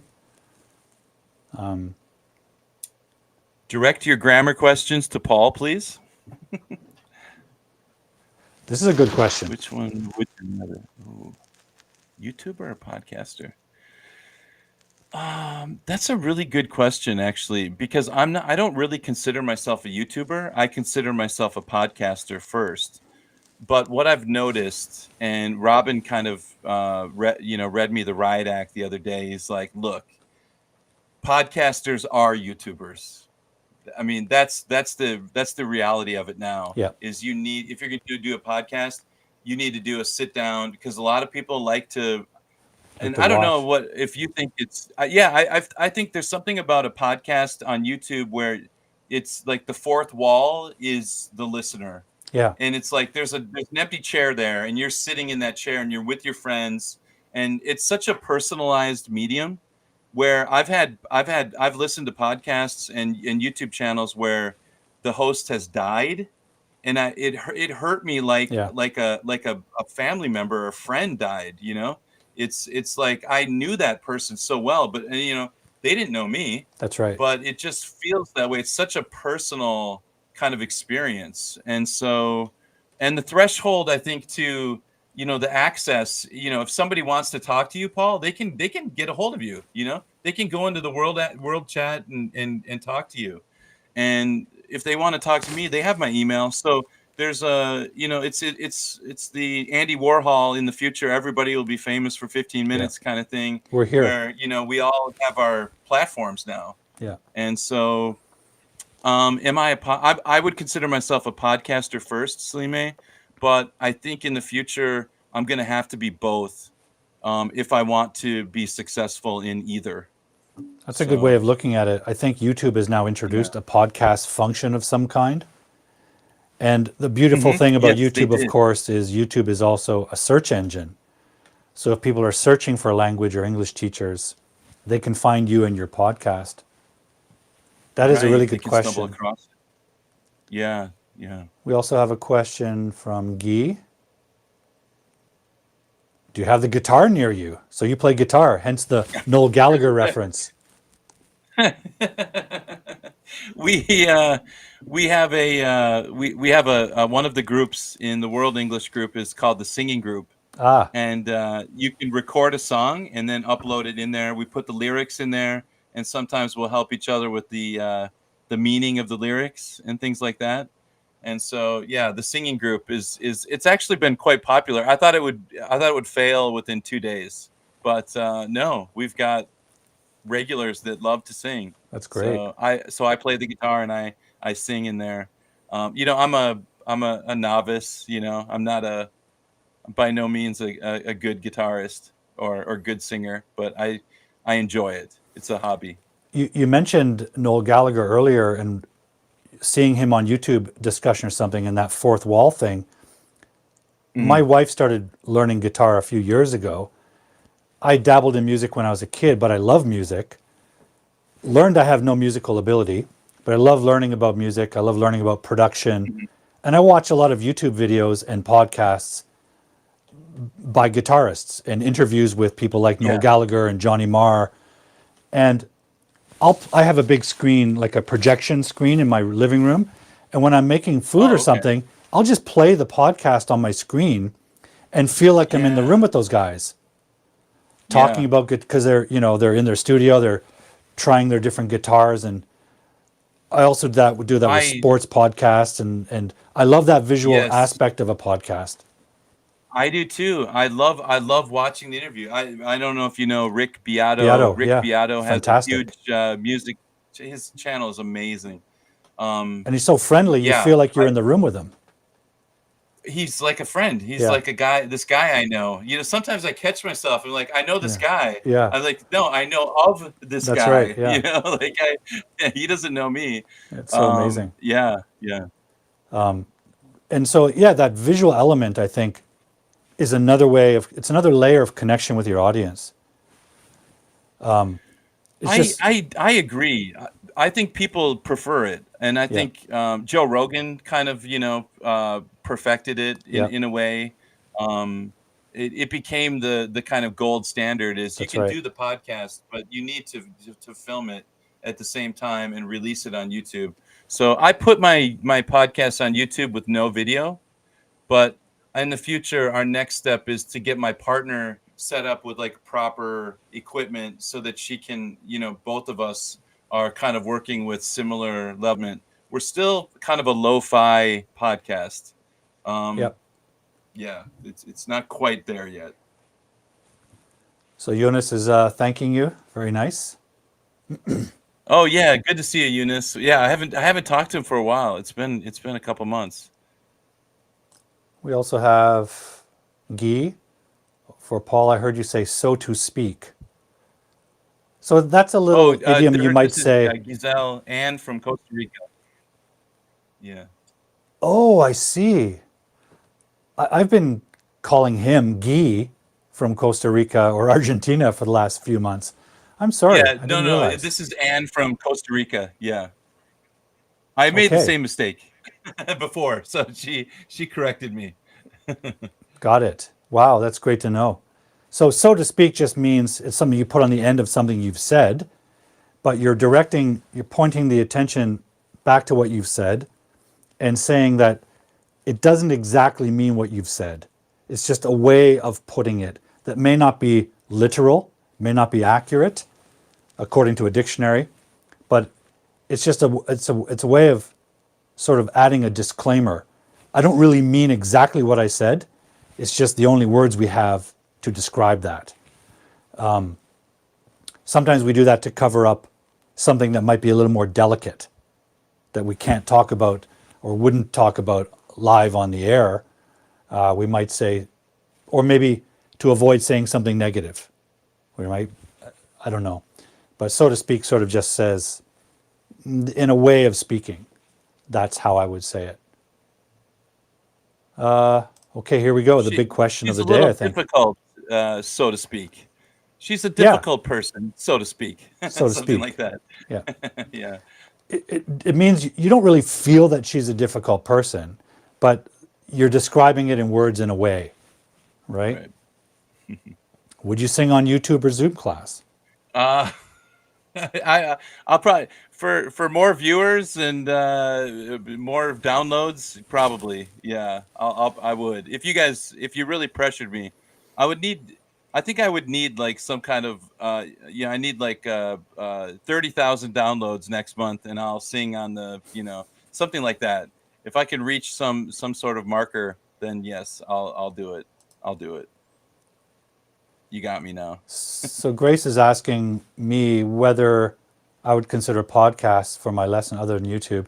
I would say no, because the format of this show is all about examining and investigating grammar. So I need the board. Someone asked me. I actually recorded an interview today with someone who has a podcast, and we were talking about the kind of technology you need to do a podcast or get started.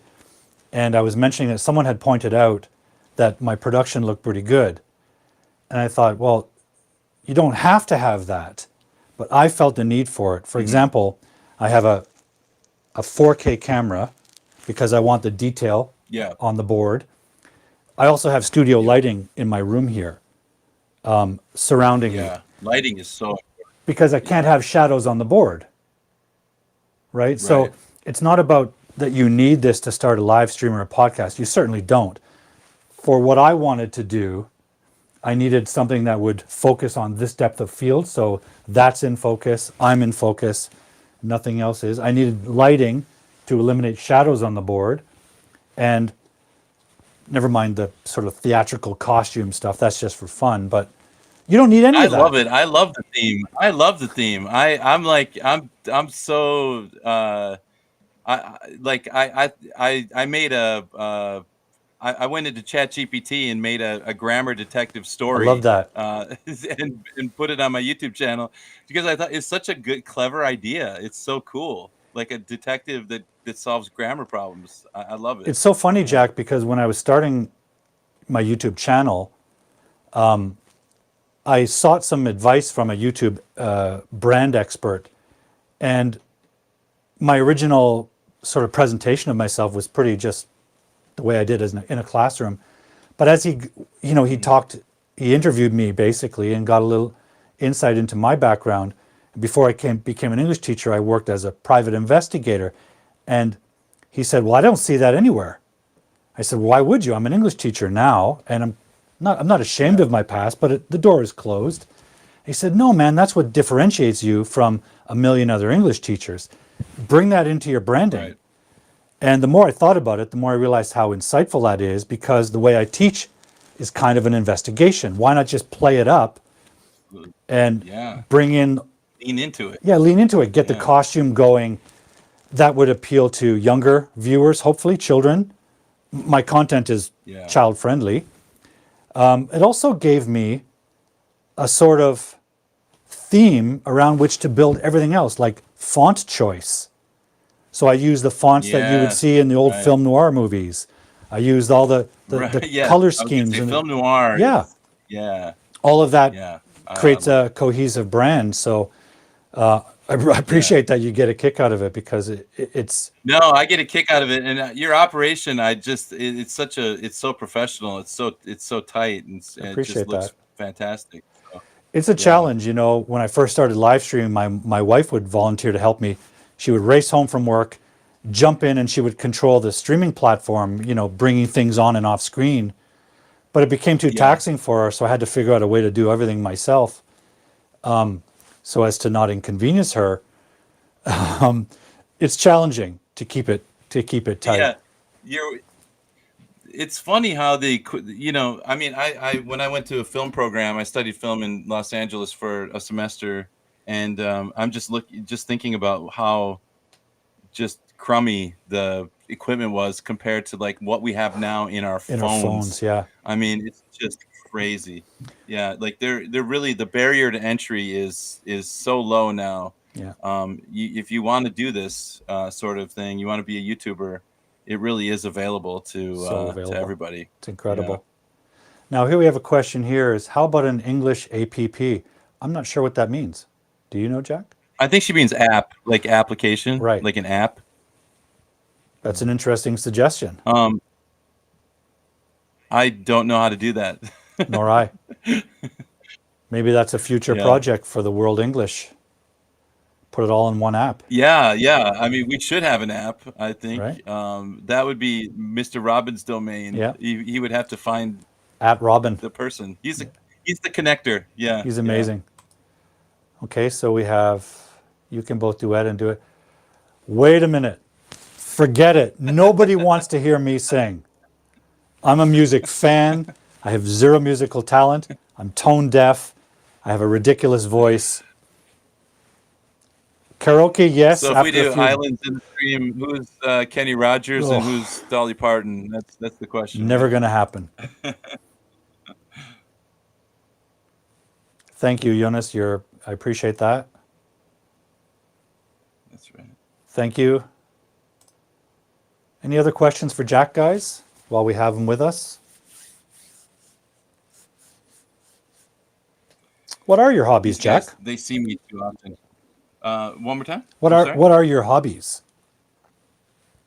The truth is, my hobby is I don't have time for hobbies. My hobbies are always like jobs, right? Right. So it'll be doing a podcast, starting another podcast, working, teaching the Zoom classes in the World English Group. That's my hobby. Yeah. I try to combine my hobbies. But if you ask me like outside of teaching, I'll watch a movie here and there, some Netflix, and I play the guitar. Nice. I love that.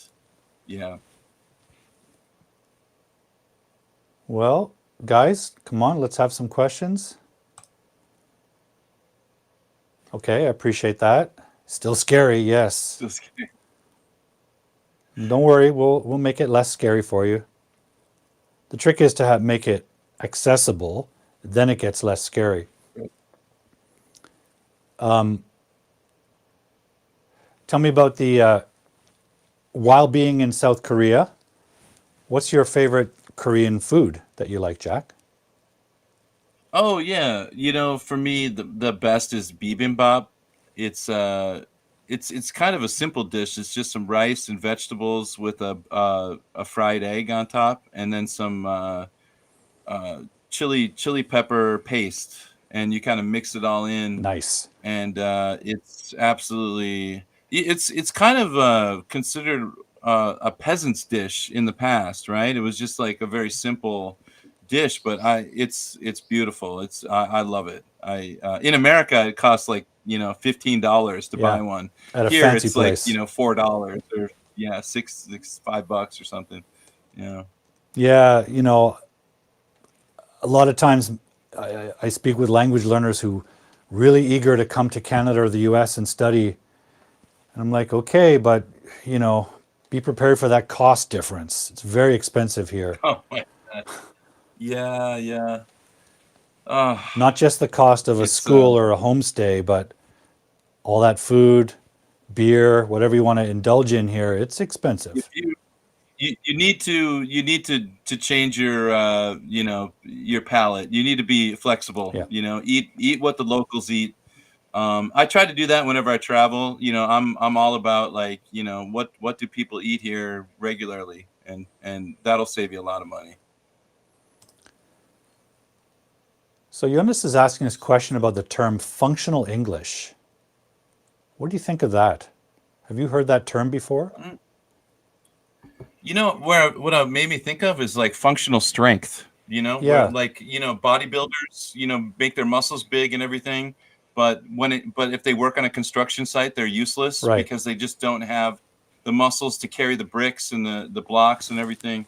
And so I would say like functional language would be like you're able to navigate a conversation, but maybe you're not your English is not as refined, highfalutin, erudite, whatever word you want to put in there. But you're able to communicate on a level that's efficient, and you can get your point across, and And so that's how I would interpret it. Yeah. I don't know. What about you? What was your I think of reading it of the that? same way, like sort of the minimum required proficiency in order to achieve desired goals, like can you order a meal? Hmm. Can you perform that function? Can you ask for help when you need it? Can you ask for directions? Kind of the basic English you need in order to function in an English environment. Like you said, you don't Right. need, Without maybe you're not having a philosophical discussion right. about Proust or something, but you're able to get by on a daily Yeah. basis. Yeah. I would think that's what it's referring to. It's not a different kind of language, it's just maybe a different level and a different focus, right? Rather than asking questions like you said are philosophical or what are your hopes and dreams? How do I find a meal? And how much do I need to Yeah, tip? exactly. Do I need to tip? The important things. Yeah. How about this I don't one? need philosophy. I need a burger. Yeah. How did I learn the guitar? Salime, I am so old that there was no online guitar learning when I got my first guitar. I learned using something called a fake book. It's pre-internet. It just has like tablature, so it tells you where to put your fingers on the guitar, and then you learn like the D chord and the G chord and the C chord, and as you play, and then there are just popular songs like Elvis Presley or the Beatles or things like that. And so my dad bought me a guitar and he bought me that book, and I've never taken a lesson before. I'm just self-taught, and so it's kind of at a point now. That was 25 years ago when I got the guitar, almost 30 years ago. And so since I have never had a lesson, I'm not about to start now. If I don't play well, I can just say, but I've never had a lesson. So that's my one bragging right that I have. On that same topic, Yeah, can my daughter sing? I've never heard my daughter sing. She's kind of on the shy side a little bit. And so I have never actually heard her sing. She might be a good singer, but I have no idea. Yeah. And the more I ask, the less likely she'll do it. So I've just, maybe one day I'll catch her, singing or something in the house, maybe someday, and I'll let you know when I hear it. that's great. Any other questions for Jack? And again, we'll put all your connections down below in the description box so everyone can find the Oh, podcast. thanks, Paul. Yeah, I Yeah, no appreciate worries. that. That'd be great.